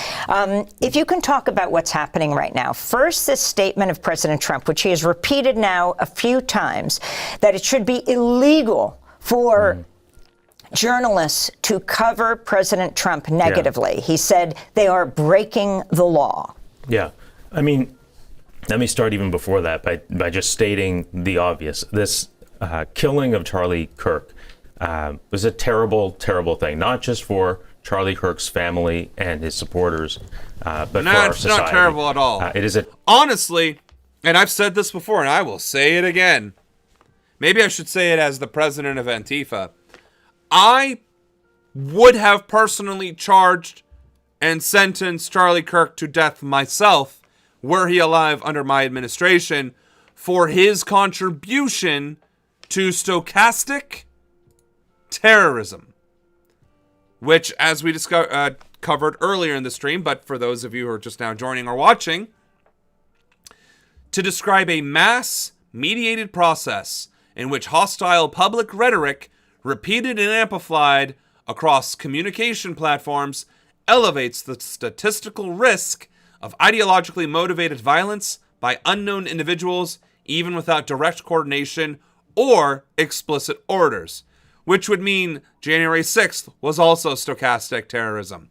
So Charlie Kirk would be dead long before his natural lifespan occurred. Let's be very clear on that. His death is not a tragedy, other than in the fact that he could not be brought to justice first and be put to death by the very laws and institutions that could govern it. Okay? He deserved the death penalty for his crimes against America, the American people, and democracy. Let's be very clear on that. But, moving on. A terrible thing when somebody is killed because of their political views, and our democracy won't survive it if that becomes a pattern. What the fuck? It's not political views. It's Nazi-era, fascist, white supremacist. Like, those aren't political views. Those are things we fought a war over and then defined as war crimes and crimes against humanity. God damn it, Jamil Jafar. Yeah, we're not listening to this fucking ass clown. Because if that's how you're going to open things up, go fuck yourself. Over 57 million Americans provide care for a loved one. Right, and most face the challenge alone. With entire care, you have a team. They should never be given anything resembling credibility. Came forward and said the President of the United States told his Attorney General in a private Oval Office meeting that she's not doing enough to target his political opponents. No, it was on Truth Social. He listed by name the people he wanted her to go after and explicitly tied it to his desire for vengeance. Well, whistleblowers need not apply right now because this president did all of that out in the open. Here are the president's own words on his Truth Social platform over the weekend. Okay, Quote, so they are talking about that. I have reviewed over 30 statements and posts saying that essentially same old story as last time. All talk, no action. Nothing is being done. What about Comey, Adams, Shifty Schiff, Letitia? They're all guilty as hell, but nothing is going to be done. He went on to say, we can't delay any longer. It's killing our reputation and credibility. They impeached me twice and indicted me 5 times. Over nothing, justice must be served now. Now, that post on Saturday night came after the president fired the U.S. attorney in Virginia, whom he appointed after prosecutors there did not believe they had enough evidence to indict New York Attorney General Letitia James. President Trump plans to... Okay, I don't think we need to listen to the whole fucking newsreel, but, again, she read the Truth Social post. Again, the president of this terrorist regime, of our country, this rogue nation, said on social media, and I don't know if he deleted it since, I'm assuming he did, that we need to go after these people. That's, not only is that not normal, that is extremely terrifying and dangerous behavior for anyone in office. For anyone in office, that is extremely terrifying behavior. If I wrote something like this and I was sitting in the Oval Office, I would expect an immediate, violent uprising of the American people against me, because that is right. That is the appropriate response to that tweet, to that Truth, whatever they call it on Truth Social. The Second Amendment exists so that this shit doesn't have a chance to arrive. Like, that is literally the quintessential example of when to impeach and remove from power and prosecute for violating the Constitution. That is, and failing that, that is the textbook example of when to use the Second Amendment, or the First Amendment for that matter. Protest, rising up against the country. We're exercising the Ninth Amendment. All powers that are not explicitly granted to the states and the federal government belong to the people respectively, which implies the right to overthrow the government. So, like, we have the First, the Second, and the Ninth Amendments guaranteeing us that if shit like this happens, we are empowered to do something about it. That, I don't know how else to really say that. Pam Bondi has been his loyal servant, and now he's calling her out publicly. And these people never learned that Trump don't give a fuck about how loyal they are. No, and that's true too. He will throw everybody that he can under the bus. Look at the falling out he had with Elon. And Elon rigged the elections for him. I'll say it because the truth is going to be revealed eventually. Elon Musk tampered with the election voting machines, the vote counting machines, and rigged the election in Trump's favor, then was given unprecedented access to citizens' data through the Department of Doge, stole that data and is now profiting off of it, while getting away scot-free with poisoning residents in Tennessee with his AI data center that is illegally using, methane, propane-powered generators? Like, and now they're buddy-buddy shaking hands at the Nazi rally. I'm sorry, Kirk's memorial. So, yeah, no, like, as long as Trump feels as though he is getting his, he will use and throw away anybody at his disposal. And okay, so, I think this is the same thing. Our global economy is on the brink of collapse. At the end of this month, parts of the 2018 Farm Bill are set to expire. It has been extended twice, but that would mean that many farmers won't see any federal dollars until President Trump's so-called Big Beautiful Bill kicks in late next year. And this is happening at the same time that many U.S. farmers are warning that they are reaching a breaking point, as unpredictable weather, rising costs, and fallout from Trump's tariffs are impacting their bottom line. This is not your ordinary farm crisis. We call it Farmageddon. And if they don't do something, and you know what's crazy? They ain't gonna be around. That the Farm Bill was still something that was passed under his first administration, and yet now he's blaming the Biden administration. Like, I don't even understand the logic behind allowing it to lapse when it was a win in his administration. Next year. We're joined now by the founder and president of the National Black Farmers Association, John Boyd Jr. Sir, thanks so much for being with us. What are you hearing from farmers about what they're going through right now? Well, this is the worst time since the 80s, and I was farming in the 80s, where Farmers, if he was farming in the 80s, then he's got that midnight black. On the rise. Farm suicides are on the rise. Farm bankruptcies are on the rise. And this is a bad time in this country for American agriculture and America's farmers. The president's tariffs are putting farmers out of business. These are very low commodity prices. I watched the president's interview yesterday. He touted how great the markets were doing, but the markets aren't doing well for America's farmers. Corn, wheat, and soybeans are all down. It's harvest time, and we haven't gotten any orders from China to purchase soybeans from farmers. And we need answers from the administration on what they can do to help America's farmers now. You just talked about the big, beautiful bill. They really haven't provided any assistance for America's farmers. And I heard the agriculture secretary say this week that farmers could get money from tariffs. I haven't seen any money from the president's tariffs. Yeah, but see, this is the shitty thing too. They're saying that they can get money from tariffs, which are import taxes that Americans are paying. So really, Trump is fleecing Americans and then trying to bribe farmers that he betrayed with the money that he extorted from citizens through an economic policy that doesn't even make sense on paper.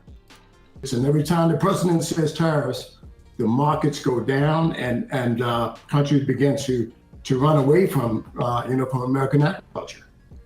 Yeah, I wonder because during the first Trump administration, specifically on soybeans, in response to dwindling international demand, the administration put out subsidies to try to help soybean farmers.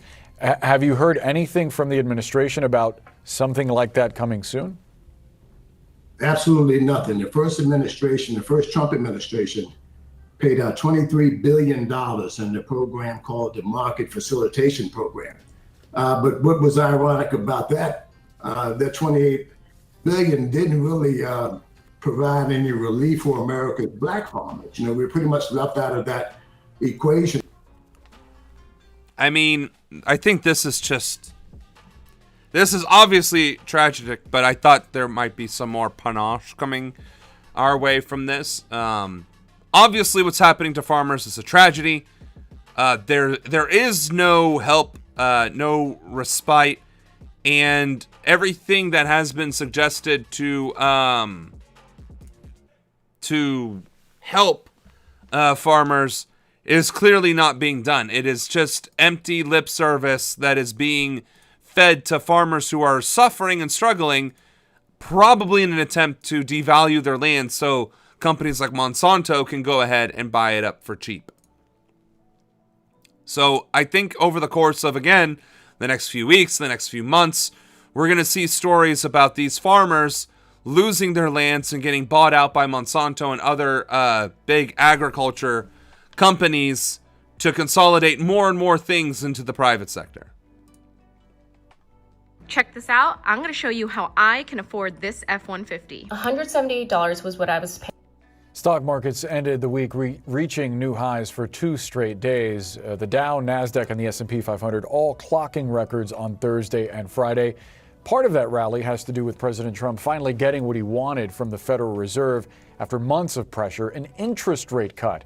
But Fed Chief Jerome Powell has signaled that he's putting the economy first, not politics, and is trying to keep inflation tightly reined while shoring up cracks in the job market. Betsy Stevenson joins us now live. She's an economist at the University of Michigan. Yeah, and see, this is the thing. The stock market rally helping ailing job market. Does the stock market present more opportunities for creating jobs? Has people who have been trying to get a job now on Indeed, LinkedIn, or whatever, have they finally been getting callbacks now that the stock market is going up and the rates have been cut? No? Oh, what a fucking shock. Because again, the stock market is not a reflection of the economy at all. It is a reflection of rich people's feelings. That's all it is. When stocks go up, rich people get rich. When stocks go down, people lose their fucking jobs. When interest rates go up, people can't buy houses or cars. When they go down, they can if they manage to keep a job from the previous thing. Again, 60% of Americans are living in poverty. 60% of Americans. A interest rate change and the stock market's going up isn't addressing the fact that 60% of Americans are living in poverty, and that number is only growing. So, sure. What does Jerome Powell have to say to this? Oh, it's a lady at the University of Michigan. On the Council of Economic Advisors under President Obama. Betsy, thanks so much for sharing your Saturday with us. What grade would you give the American economy right now? Ooh, I think I would give it a B-. How is it even a B-? So it's not terrible, but you know, it's not performing to its best potential. That's sort of the problem. So there is a slowing job What market. is this? I don't understand. What is CNN fucking doing right now? Where did you find this economist who isn't even willing to even remotely engage in the veneer of opposition that you're trying to provide? Which, right now, you invited her over to shit on this administration's economic policies and the state of our economy right now. And she's like, oh, it's just a B-. No. A B- does not involve 60% of the country living in poverty while being employed. That's not a B-. That is failing. That is absolute abject fucking failure. Inflation is still not at that 2% mark where the Fed wants it. Yeah, but Obama, see, the thing about Obama's administration, though, domestic economically speaking, we were in a surplus. Or not in a surplus, but we were coming out of the deficit of the Bush wars, right? And that deficit spending. We were steadily increasing or reducing the deficit under Obama for 8 straight years, and we were heading towards a surplus. So economically speaking, Obama did accomplish that. Granted, by bailing out banks, bailing out the auto industry, and screwing over Americans, he sure did do those things. But, Christ, compared to now, we are in a greater deficit spending, less revenue, less income, more people unemployed. It's a fucking shit show. Yet, the stock market is doing great. Why is that? Yeah. Okay, so let's think about what the stock market's all about. It's trying to tell us what the future stream of profits is worth today. That doesn't sound like people having jobs and being able to afford a house or a car. Why are so many investors betting that the future stream of profits is worth more today than they even thought it was 2 or 3 weeks ago? I think most of that optimism is coming from AI. So what are profits coming from? Profits are, how much money can we make, sort of minus our costs. And AI promises enormous productivity gains that could mean a surge in profitability. And I think, there's a... Okay. Is AI going to create more jobs? Is AI going to make the housing market more affordable? Is AI going to reduce the cost of groceries? Lower the cost of electricity bills, of gasoline, of cars, of electronics? No? Then what are we even fucking talking about? A survey out of the Business Roundtable, I think, puts a really fine point on this, which is if you ask companies what they're planning to do in the next year, you have nearly 90% of them say that they're going to make investments in capital, but less than 40% say they're going to be investing in workers. So what we're seeing is a lot of companies are shifting towards trying to get those productivity gains from AI at the same time that the economy is slowing down. And right here and right now, their costs are up because of tariffs. And so those two forces are playing out and leading us to record high stock market prices, while at the same time, it's a really tough time to find a job right now if you don't have one. Most people still have a job and we still have pretty low unemployment, but it's a bad time to lose your job because we're seeing a slowdown in overall hiring. And they're not talking about the poverty rates or the fact that people have to work multiple jobs, or that the cost of living is going up. Like, all she's talking about is the future is AI, and that's what businesses think is going to make them money, when everybody's going to be living in poverty in some way, form, or fashion. Like, this is that bullshit. Oh my goodness. All right. Give me a second. We're going to do a quick break here. I need to figure something out for my throat because I'm feeling some sort of way. So we'll take a quick break, and then we'll be back. And we're not going to finish watching. This is insane. Like, you're going to have an economist talk about the economy and not mention the actual poverty that the entire country is suffering through. So here we go. Get more for less with Tim Hortons $1, $2. Quick, and then we will come back and talk about Accused Luigi. of killing the United Healthcare CEO. We'll talk about Luigi, and then we'll be right back.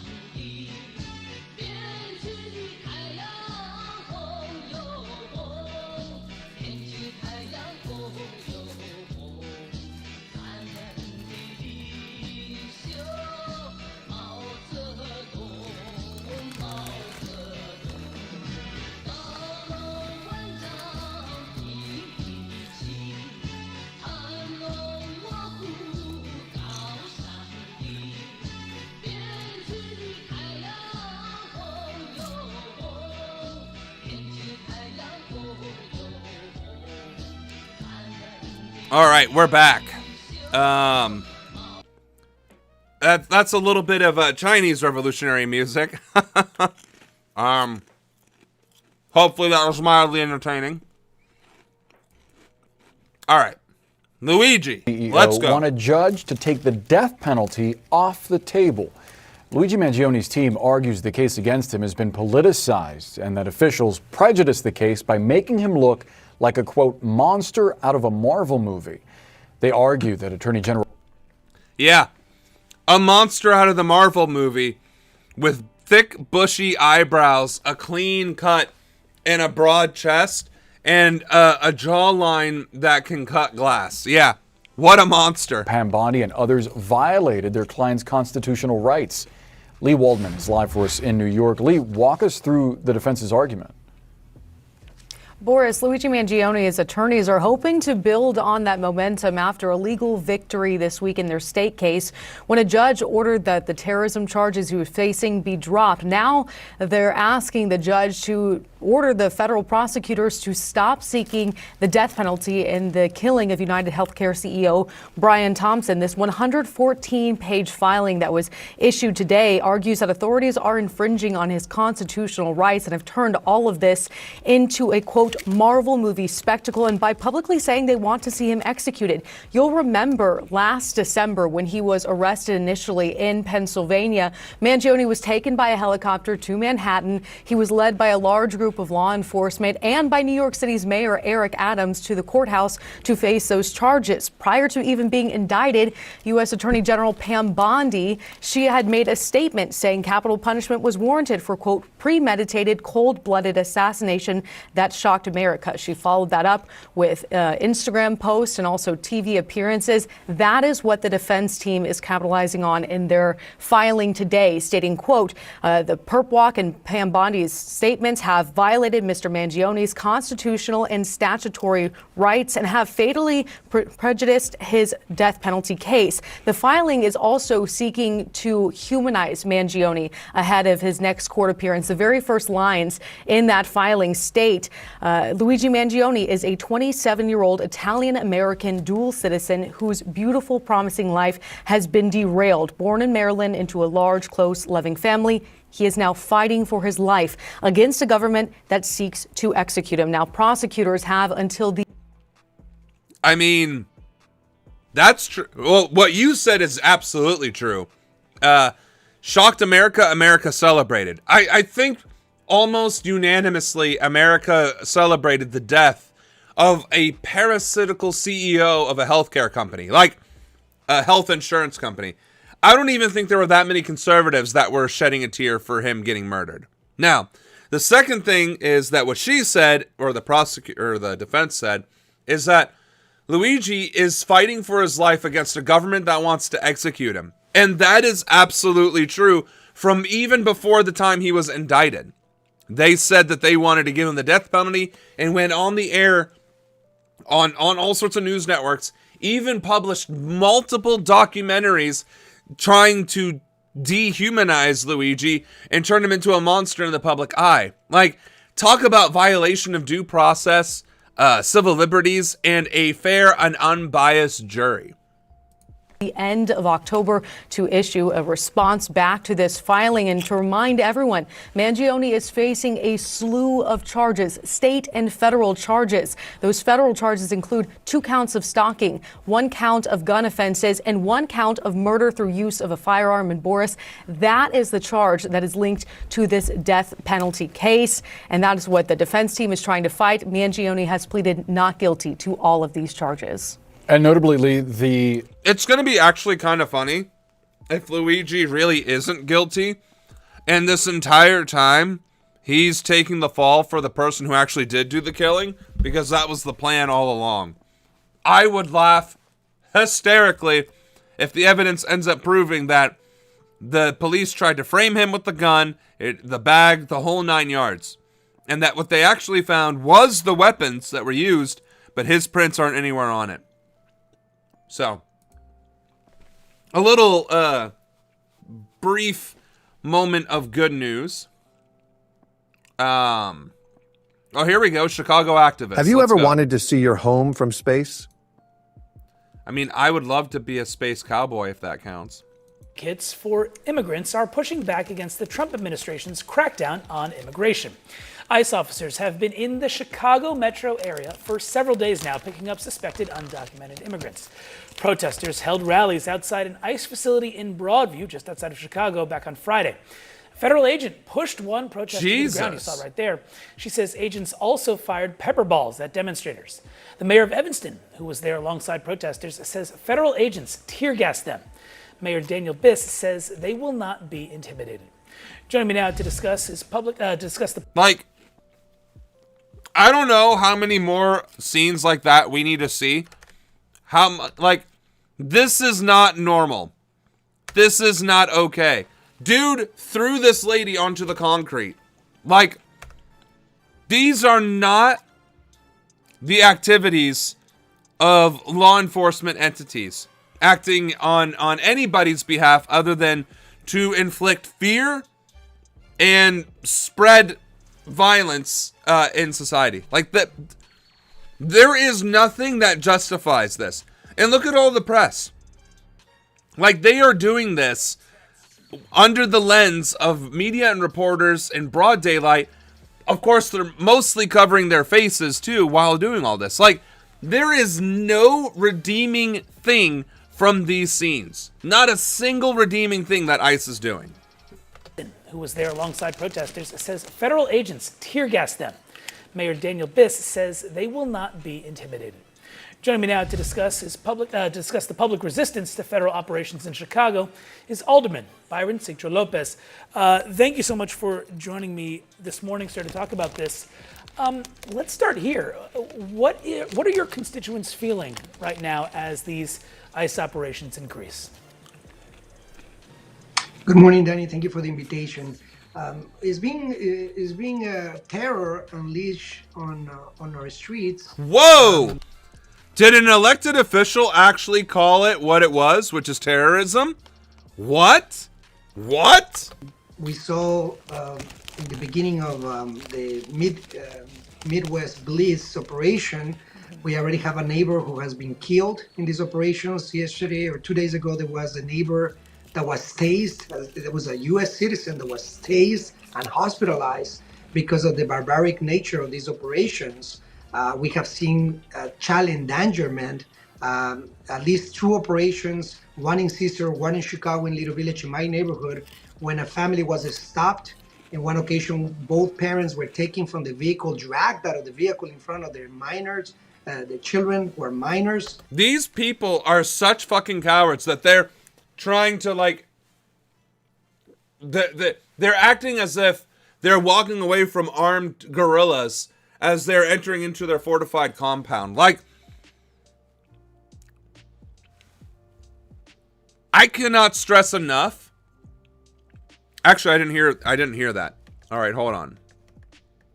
Killed in these operations. Yesterday or 2 days ago, there was a neighbor that was tased. There was a U.S. citizen that was tased and hospitalized because of the barbaric nature of these operations.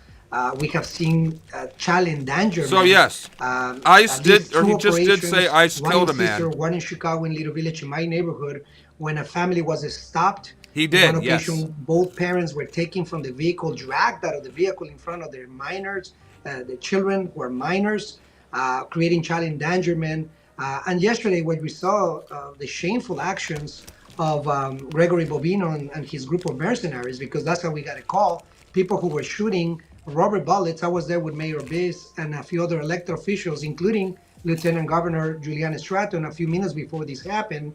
Rubber bullets and chemical weapons that were shot at protesters that were just expressing the discontent with all these shameful operations that are creating terror. And honestly, right now, the fact that this is happening, that they did kill a man after tasing him, that they are causing child endangerment, that they are doing all these things, that they are tear gassing protesters, that they're throwing people into the street, that they are just acting brazenly, and that is not resulting in more people showing up to protest. Like, these facilities should have been swarmed by thousands upon thousands of people by now. Like, these are being reported on CNN, national news networks, and people's response is largely, well, it's not happening here, and it doesn't affect me, so why do I care? And I don't know what has to happen for people to realize, like, if they are doing this to Latinos, they can and they will do this to you. Yes, you, Karen. Yes, you, Kyle. Yes, you, Chad. All of you lily white motherfuckers who think that this has nothing to do with you, living in suburbia, living in your trailer parks, living your white life, they will come for you eventually. And eventually is coming around the corner pretty fucking quickly, because they are already starting to go after dissenters. They are already publicly announcing the intent to go after dissenters. Anyone who challenges ICE, anyone who says bad things about Trump, they want to go after. And you cannot be neutral in this country when that shit starts happening. You cannot be like, well, I'm exercising my rights. If you want to get yourself arrested and killed for speaking out against them, that's on you. They said that's what they were going to do, and you did it anyway, so that's on you. Like, no, that's not how rights work, and that's definitely not how the First Amendment works.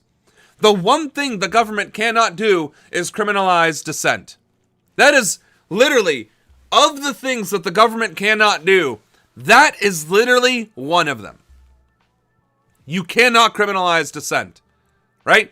People can argue until the cows come home about criminalizing hate speech. Does that violate the First Amendment? Is that a slippery slope? We can debate that until I turn blue in the face, until whatever, right? But I think we should all be able to agree that dissent, i.e. protest, is the one thing that the government cannot make illegal.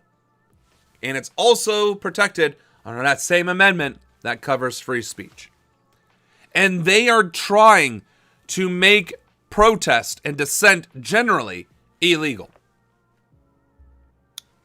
So why are more people not alarmed by that? I'm not expecting everybody to go out in the streets. What I am expecting is a greater sense of urgency that shit is bad, and waiting until the midterm elections is far, far too late. Well,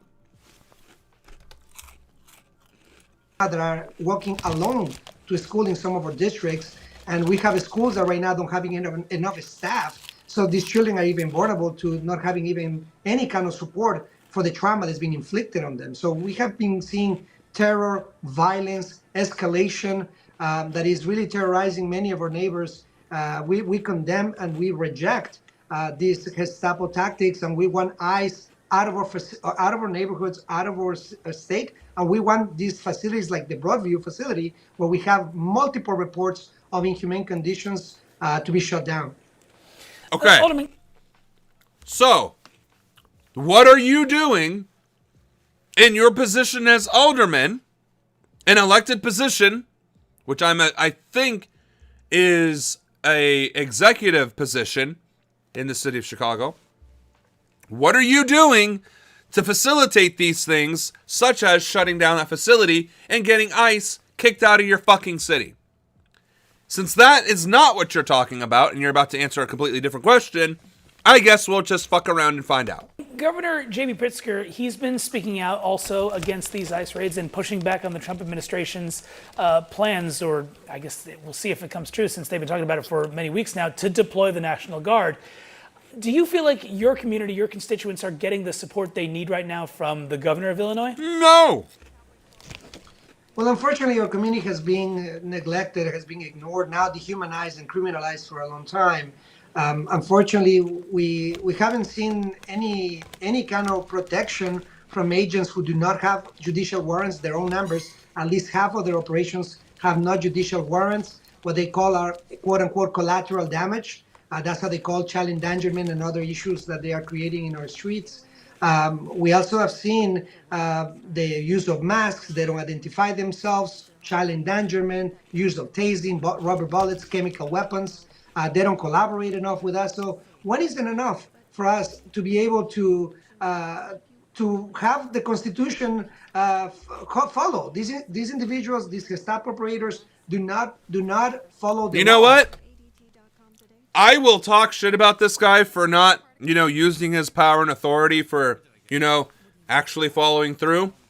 But at least he has the gumption to call them Gestapo, to say that they are terrorizing, to say that what they are doing is illegal, and to say out loud that the governor is betraying this community and denying them their constitutional rights by default by not supporting them. So I will give Byron Sergio Lopez that much credit. They're breaking the law, they're breaking the Constitution, they commit atrocities and human rights violations with complete impunity. What we are demanding is that our state government steps up to the occasion. We've seen the DA of Philadelphia, for instance, already calling, and I think that it would be important to look Gregory Bobino track record, like in LA and now in North City, these crimes must be persecuted. And we also have to make sure that we investigate when people even get killed in these operations. What we're demanding also is support. We cannot have right now a rhetoric, a democratic rhetoric, but a MAGA task code, where schools are not fully funded. We have gaps in substance abuse programs because Trump is cutting or withholding more funds, violence prevention programs, you name it. So I think right now what we need is the full action and the full weight of our local government to protect all our constituents, as we did with our Texas legislators that were persecuted as well. I think that we got to do that for every constituent that is really terrorized right now. They're afraid of leaving their homes, or businesses are suffering, or children are suffering, or economy. All of us are discontent. So when is it enough for us to be able to push forward, not only to protect constitutional rights, freedom of speech? We got people who are being arrested and beat up in front of the detention facility in Broadview. So when is the time for us to have a code that tax millionaires so that we can have enough to protect our communities and we follow the Constitution? It's incredible that we are allowing these kind of Gestapo operations without any actions to protect our constitutional and human rights. So yes, I'm calling on Governor Pritzker to move beyond the rhetoric, to understand what's happening on the ground, to work with us to make sure that our schools, our hospitals, our churches are protected, that our city has enough resources to face this horrific attack that is terrorizing, that is defunding our institutions, where they want chaos, they want escalation. Right. I think our city or state deserves better, and I'm calling on Governor Pritzker to meet with us. Okay. All right. I'll give him that. I am now going to Google Alderman of Chicago. And, okay, so the Chicago City Council is the legislative branch of the government of the city of Chicago in Illinois. It consists of 50 alderpersons elected from 50 wards to serve 4-year terms. The council is called into session regularly, usually monthly, to consider ordinances and orders. The city council chambers are located in City Hall and the downtown offices of the individual persons and staff. The presiding officer of the council is the mayor of Chicago, who is usually non-voting except in rare cases such as to break a tie. The secretary is the city clerk. Both positions are citywide elected offices. In the absence of the mayor, an alderperson is elected to the position of president pro tempore, serves as the presiding officer. So, with that being said, these people, this guy, is essentially a congressperson, but for the city of Chicago. And that's all well and dandy, but if you're a congressperson for the city of Chicago, then you still have rights and authorities, and you can still utilize your leverage and your position to actually do something, right? Okay, for instance, you're talking about a lack of funding. Procurement. Emergency taxes. Emergency procurement. Emergency hiring requisitions. Community outreach. Stopgap filling positions. There are any number of things that you could propose and that you could more than likely push through any sort of debate or floor discussion or whatever else. Like, he makes it sound like, oh, there's nothing you can do. He represents a ward. So talk to the chief of police that's in your ward.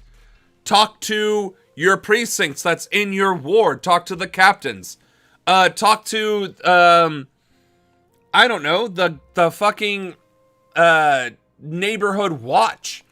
You know, use your position to organize protests in your community and to push back against ICE. Have lawyers work with the universities and pro bono lawyer organizations.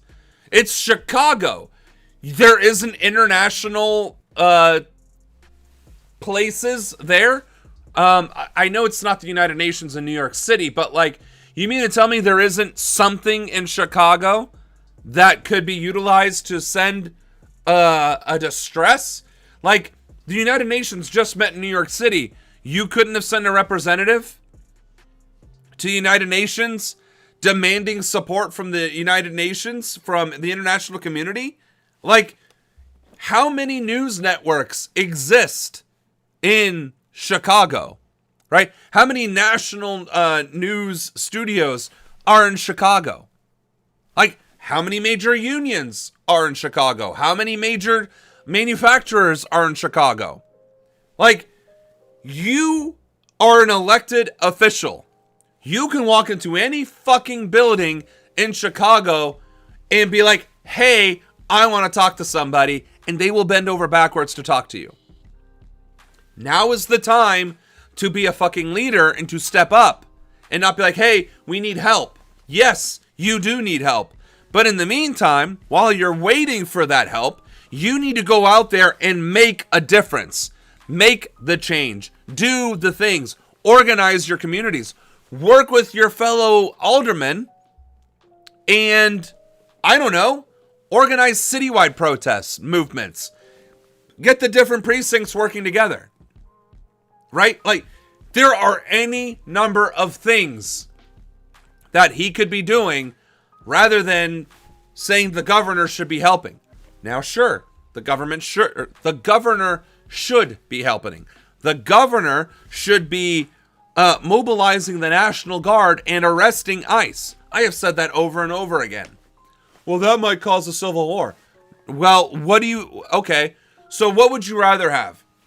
A bloodless coup where the Nazi Gestapo terrorized Latino communities unchallenged, or a civil war where at least there are people fighting back against the Nazis? Like, I'm not advocating for civil war. I'm just saying it's not going to get to that point. And I guarantee you the first governor that starts going after ICE indiscriminately for violating their rights of their citizens and their populace is going to be very successful. They are going to become extremely popular. ICE is not going to be equipped to deal with that shit. And Trump, for all of his bluster, is not going to have the support of the military to go up against a different military that is the same military, but slightly different command structure. That's not going to happen. It's just not going to happen. So the fact that these governors are just getting into pissing contests with Trump and trying to beat their chest on national television is stupidity. And the fact that these mayors aren't ordering their police, their sheriffs, their local PD to arrest these fucking ICE agents that are committing crimes and atrocities is, again, as far as I'm concerned, all part of the show. The fact that they aren't doing it and they can is part of the fucking bullshit, right? Because they have the power. They have the authority. They have the means, and they're not using it, but they want to go on CNN, MSNBC, ABC, CBS, and say, well, this is terrible. All people are suffering. Oh, the terrorism. Buddy, you have the power. You have the authority, and you're not using it, and you're saying, oh, I would do this, except then the governor. Oh, I would do this, but then this. Oh, I would do this, but I'm powerless. Like, there comes a point where your unwillingness to act is complicity to the fascism that is unfolding. All right, we still got about a half an hour. Oh, what do we got here? Build a website you love with Wix. Yeah, Wix is Israeli owned and they're trash. Attorney under heavy pressure from President Trump to charge a New York State official the president considers a political enemy is stepping down. Earlier today, the president said he wanted to get rid of Eric Siebert, head of the Eastern District of Virginia. That's Siebert there. The president has been demanding that he charge New York Attorney General Letitia James with mortgage fraud. Siebert's office does not have enough evidence, they say, to bring an indictment. The president is angry with Siebert because with Letitia James because she won a business fraud case against him and his company. I'm joined now by Michael Moore, former U.S. Attorney for the Middle District of Georgia. Michael, good to see you. I wonder, what is your reaction to the news of Mr. Siebert's apparent resignation? Yeah, well, I'm glad to be with you. I'll tell you, I'm not surprised at all. And I think it's just more of sort of the same nonsense that we've seen out of the administration, whether they're pressuring networks, pressuring law firms, and now you're seeing where they are pressuring appointed U.S. attorneys, which is one of the most dangerous things they can do. You know, the U.S. attorney serves strictly at the pleasure of the president, so they can, in fact, the president can fire the person or ask that they leave. What we have not seen until we have really gotten into the Trump administration is a president so willing to take his hand and slam it down on one side of the scale and try to use a person's political position to threaten them that they will lose their job if they don't do his bidding against his political foes.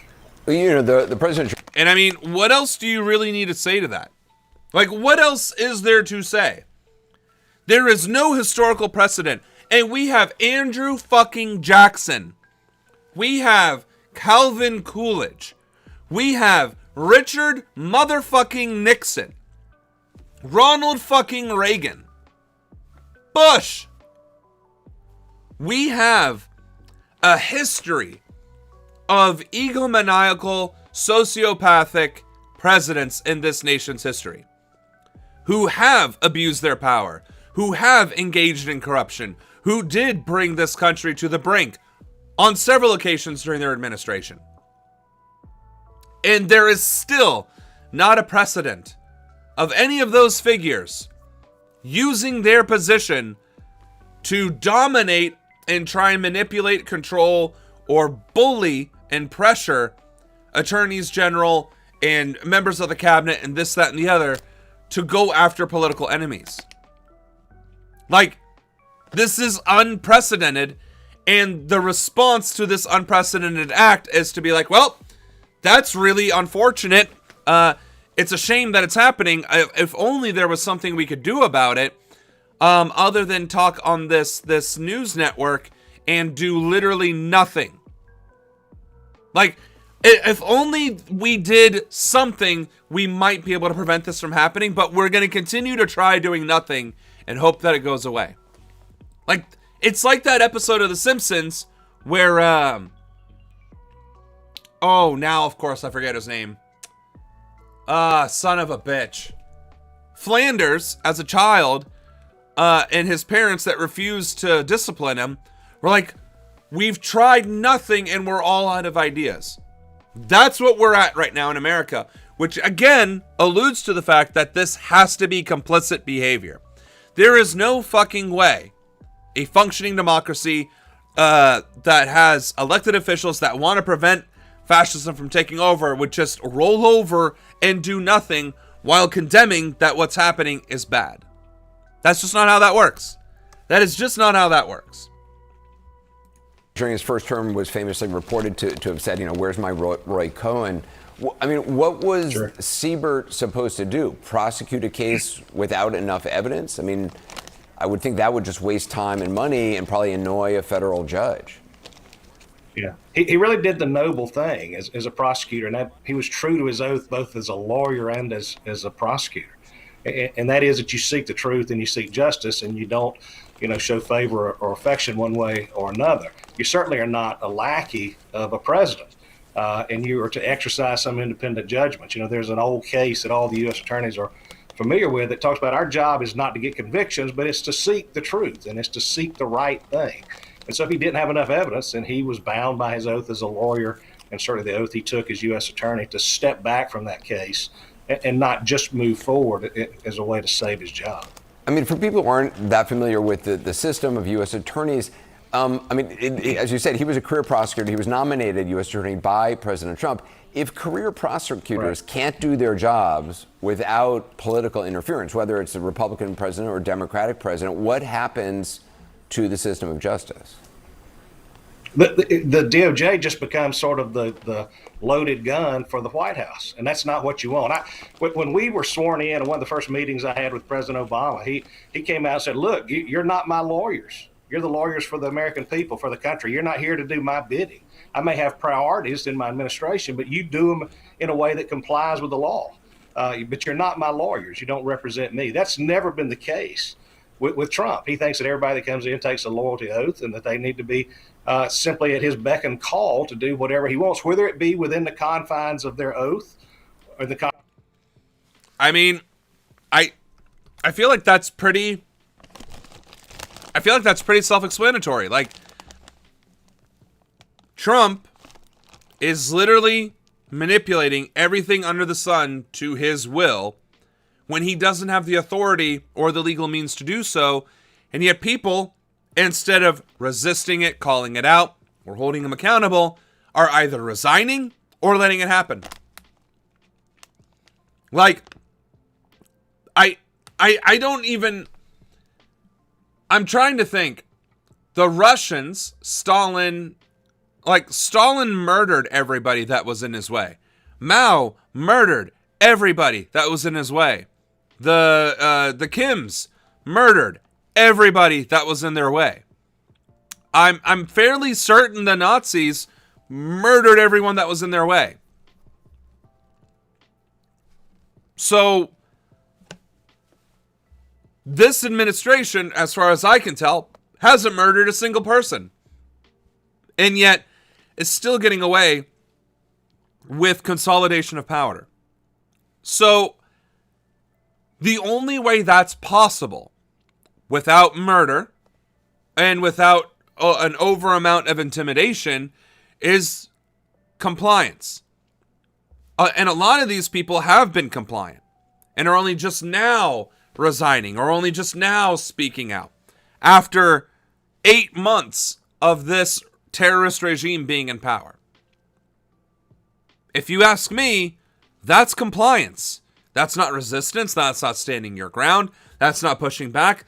That is compliance until your conscience finally caught up to you and made you realize what kind of horrible person you were. And then you cop out by resigning. That's still not resistance. Resistance is actively engaging against this regime. By pooling your resources against this regime. By ensuring that this regime is well known to being in violation of its power, its authority, and its mandate. You do not roll over. You do not comply. And you certainly don't fucking resign. Because if you resign after this amount of time, you have been compliant up until the day you resign. Which means you're ending after having committed part of the crime that allowed this to happen in the first place. Like, that doesn't erase your contribution to this rise of fascism, to the consolidation of fascism. So, sure, buddy, I guess. What else do we got? Oh, the Jimmy Kimmel thing. Yeah, sure, why not? That's kind of I'm Julian McClurkin, and I'm a student at Franklin University. As a free speech is under attack. What do we do?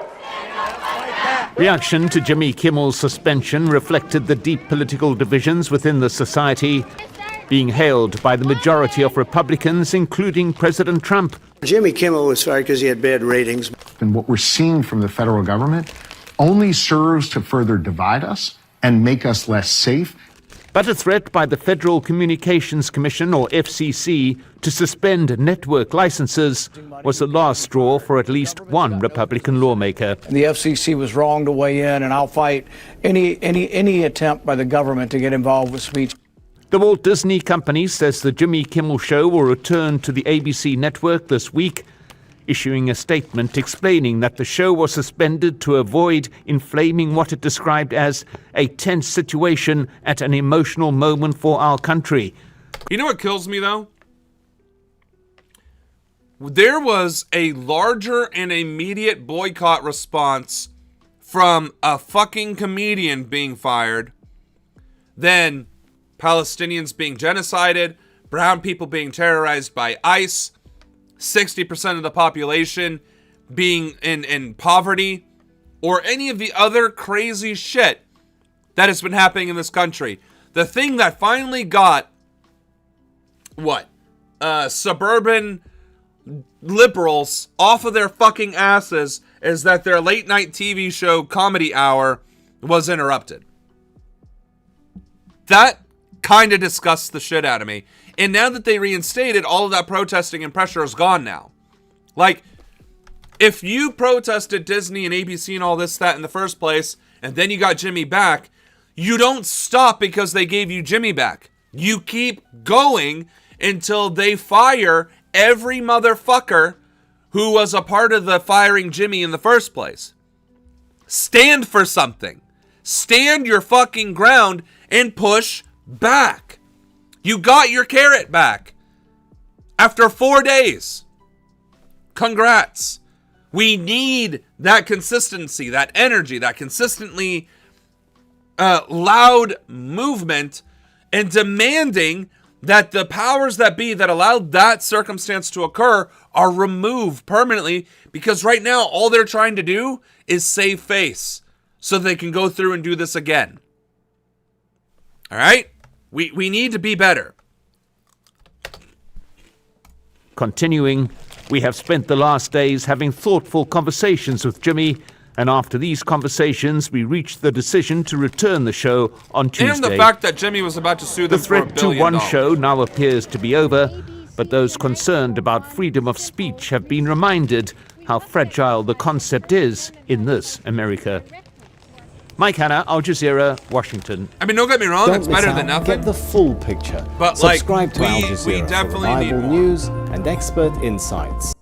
Top Republicans also are not defending everything Trump is doing, as it's all cast in the open this week. A Republican senator warning the censorship effort should make everyone careful about any lines we cross in diminishing free speech, while none other than Ted Cruz rebuking Trump's efforts to try to control or decide your free speech. I think it is unbelievably dangerous for government to put itself in the position of saying, we're going to decide what speech we like and what we don't, if the government gets in the business of saying, what you we can don't and can't like say. What you, the media, have said. We're going to ban you from the airwaves if you don't say what we like. That will end up bad for conservatives. You know, I don't like agreeing with Ted Cruz ever, because 99% of the time, 0.999% of the time, there's nothing to agree with him on.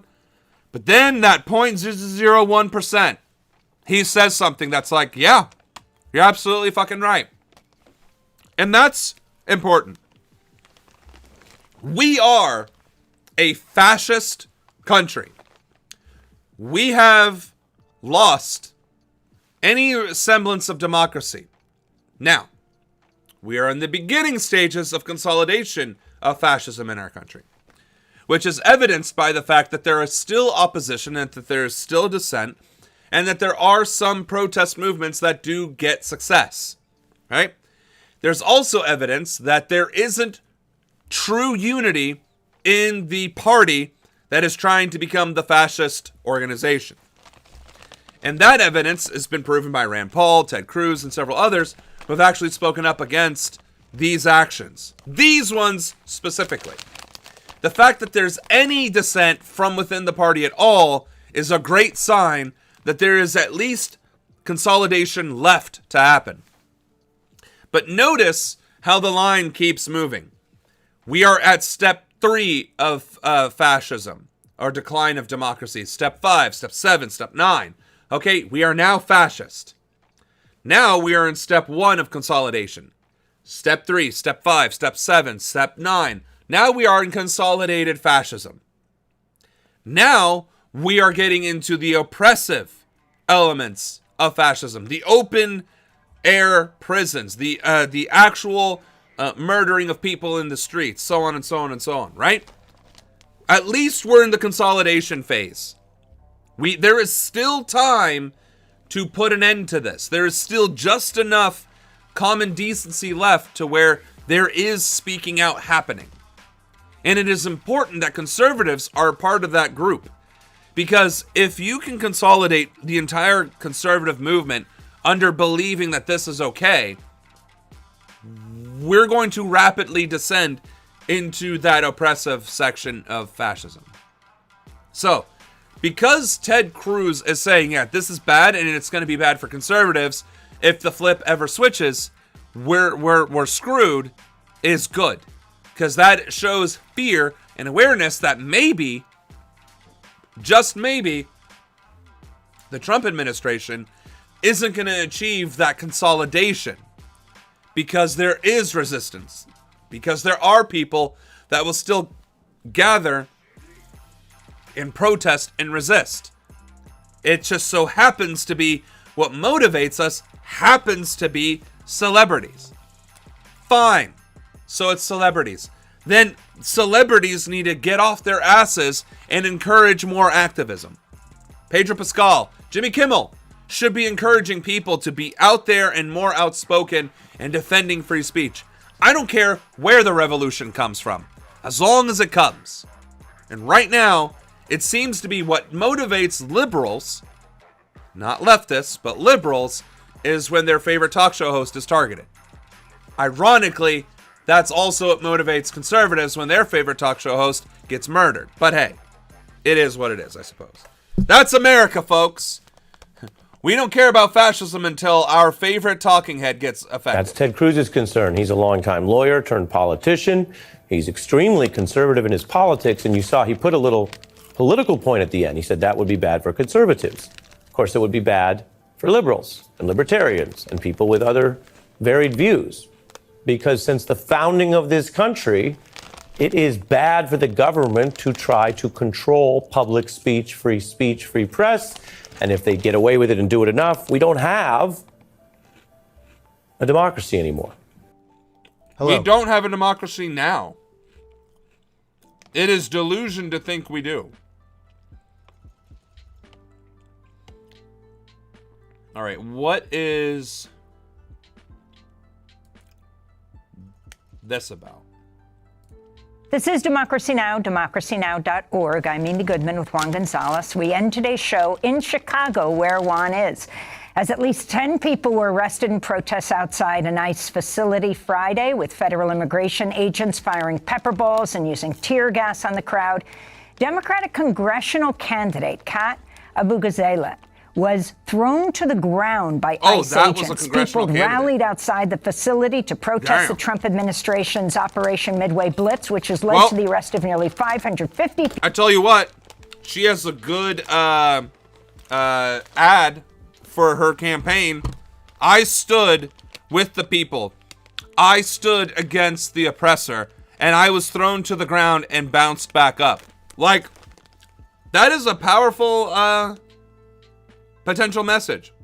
But we already covered this, so we got around 18 minutes left. So, oh yeah, the FBI bribery. And the Department of Justice officials have confirmed they have closed an investigation into President Trump's border czar. That's Tom Homan. So I want to bring in CBS News Homeland Security correspondent Nicole Skanga, who's joining us live from our DC bureau to talk about this. So Nicole, break down this bribery claim investigation and why the DOJ closed it. Yeah, President Trump's border czar, Vlad, Tom Homan, was recorded last year accepting a bag with $50,000 cash. Yeah, they closed the investigation almost immediately after finding out that it happened. By undercover FBI agents in an ongoing investigation. Now, the New York Times has reported that the Trump Justice Department later closed that case. Homan was investigated for potential bribery after he agreed to help the undercover agents who were posing as businessmen to secure government contracts. Now, no word from Homan yet, but a White House spokesperson called the investigation blatantly political and called Homan, quote, a career law enforcement officer and lifelong public servant. Now, the cash was reported. Also, you mean to tell me that guy didn't accept a $50,000 bribe or more? Different bribes throughout his career? Look at that fucking snake. He doesn't give a shit. As long as he can hurt people, he's like, yeah, sure, I'll take your money. You want to go hurt more brown people? Let's fucking go. Reportedly inside a bag from the fast casual food chain Cava. Homan, of course, is a powerful figure within Trump's orbit. In fact, he was the president's first administration pick outside of Vice President J.D. Vance. Less than a week after Trump won re-election, he announced Homan would serve as his administration's border czar at about the same time this investigation was happening. All right, let's turn now to the topic of immigration. The White House, as you know, is threatening legal action against Democratic states who don't hold migrants for ICE. Break that down. Yeah, the Department of Homeland Security really escalating its clash with so-called sanctuary states. In letters obtained by CBS News, ICE Acting Director Todd Lyons warning attorney generals in states like California, New York, and Illinois that refusal to comply with immigration detainers could trigger federal legal action. Now, so our audience knows, immigration detainers, their formal requests by ICE asking local jails, prisons to notify the agency before releasing an individual onto the street, holding them briefly so federal agents can take undocumented migrants into federal custody. Well, according to DHS, Illinois, New York, and California formally declined to cooperate, and senior DHS officials now tell CBS News the department will tap the Department of Justice to sue these states, blocking future federal funding. Here's the challenge, Vlad. Did you all hear that? So, law enforcement will have illegal immigrants, whatever else, who committed crimes in their prisons, right? They're serving their sentences. When that's done, they're held and supposed to tell ICE, hey, they're done, come get them. And now, because of the way ICE is acting, all these states are refusing to do that. And so Homan is trying to sue to make sure that they have to, and if they don't, that they will lose funding, resources, and supplies from the federal government. This would be the equivalent of German police not complying with the Gestapo and the Nazis suing the police for not complying with the Gestapo. Like, that's literally what's fucking happening. Historically, some courts have found that actually holding people without a judge's warrant can raise constitutional challenges. California law actually bars local police from honoring these detainers except for individuals who are convicted of serious crimes, while in places like New York and Illinois, they restrict this type of request without a judicial warrant in order to detain those undocumented migrants. So a bit of federal versus state law playing out here behind the scenes as we've seen protests erupt on the streets in many of these cities like Chicago, New York, and LA. Vlad? And I like how we didn't even really cover, like, all they did is say that, oh yeah, the investigation, it's over now. Like, not why it was, like, I don't even think they said why. Did I miss that? Like, I don't believe they even said why. So, I mean, I guess MSNBC might cover it a little bit more. What else do we got?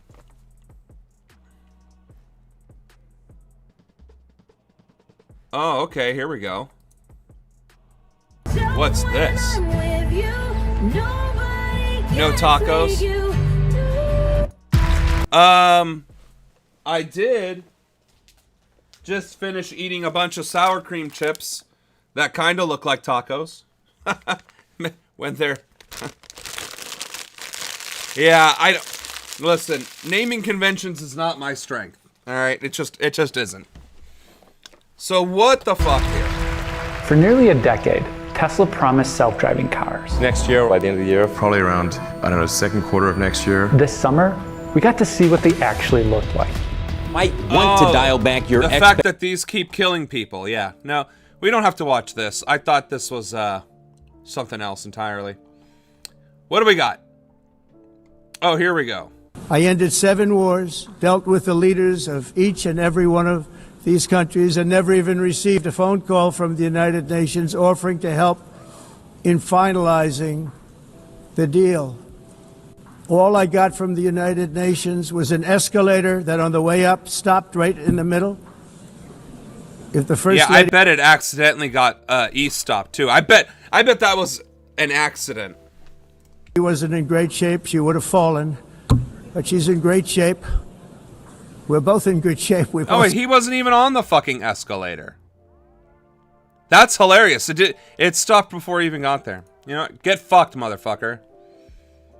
So, it does look like we did cover most of our topic. Really? Doesn't look like he's on it from there.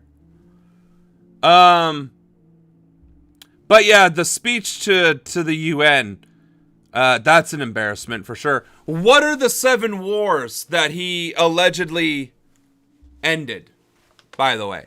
What 7 wars and what 7 countries? Or technically it should be 14 countries, but you know. Unless he stopped one war from a country that was invading a bunch of other countries, and then maybe it would be 7. But like, he hasn't stopped any conflicts. None. I don't understand. Like, where is any of that coming from? Also, the United Nations has reached out to the United States to stop aiding and abetting Israel's genocide. Literally. The United Nations has voted on it multiple times. Also, to guarantee food as a human right. And the United States constantly vetoes it. So,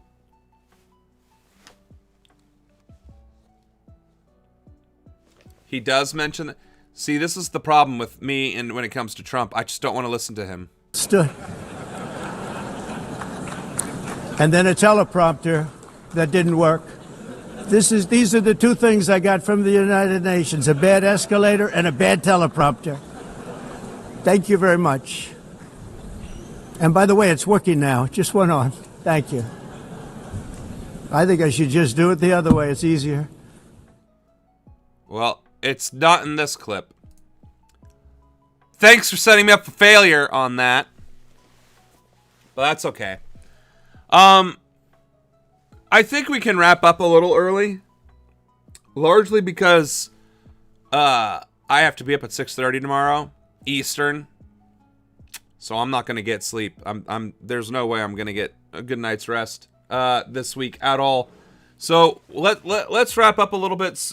Actually, no, that's not true. We got to do the Tylenol thing. I did see a video about the Tylenol, I thought. Yeah, here we go. Before we talk Abbott, is this the funny video? Ideas, let's get in the competitive spirit with the scavenger hunt. Which one's the funny video?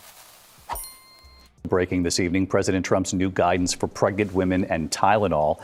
That guidance playing out on live TV late today with the president drawing the link between acetaminophen and autism. The president saying like pregnant women should not take Tylenol. Tonight, medical groups in this country already reacting to this. ABC's Steve Osunsami on how this played out late today. The new and controversial guidance. Steve is at the CDC headquarters in Atlanta for us.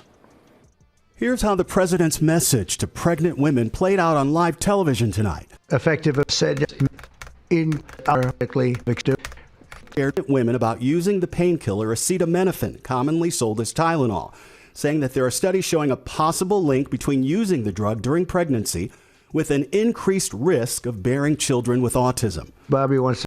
Yeah. So what they keep saying this medical study, and the thing is, every medical study that has ever linked any medicine or vaccine or food or activity to autism has always been a quack study if it was even scientific in the first place. An overwhelming majority of those studies were literally anecdotes or their own beliefs that is what's happening, and just was loud enough about it to where it became shared on the news and so on and so forth. Like, these aren't studies. There's nothing scientific about them. And acetaminophen is used in Tylenol, ibuprofen, Motrin. I don't know too many other headache medicines, but that's the active ingredient in literally all of them. So, and if that were the case, since that's one of the most widely available over-the-counter drugs in the country, and we use over-the-counter medication like it's going out of style in this country, everybody in this country would be autistic if that were true. It's one of the few things that women can use for pain during pregnancy. My doctor didn't even allow me to take that, but not because it causes autism. He was worried about my blood pressure already being too low, because they are anti-inflammatories as well, which would impact blood pressure. So yeah, absolute batshit. Let's go ahead and watch the funny. Well, that was also pretty fucking funny. Not gonna lie. Mea culpa, right? Feliz Navidad. There is a little bit of levity out there still, just not in America. The Dutch know how to do it. Got in just at the right time. I think you did, sir. Yes, you did. All right. So that brings us to the end of our stream. Thank you all for bearing with me. I apologize. I'm not my usual energized self. I am running on very little sleep and dealing with the driest corporate training that you could ever imagine. So if I'm more peppy tomorrow, it's because I quit on the spot and just refuse to continue the training, and we will start the revolution. But in the meantime, I hope you enjoyed the stream. I hope you enjoyed what little energy I could give. I'm sorry that the streams do continue to be more and more dystopian because our country becomes more and more dystopian with each passing day and each passing week. Tomorrow, we will be talking about foreign affairs and events, so hopefully that's less bleak. Maybe Gen Z has decided to overthrow another dictatorship. That would be fan-fucking-tastic. Other than that, for those of you who are new to the stream, we stream 7 p.m. to 10 p.m. Eastern, Tuesday through Thursday. Tuesdays, we talk about American politics. Wednesdays, we talk about foreign politics. And Thursdays, we cover anything we may have missed or that has unfortunately happened between Tuesday and Wednesday. So with that being said, folks, y'all have a great rest of your evening.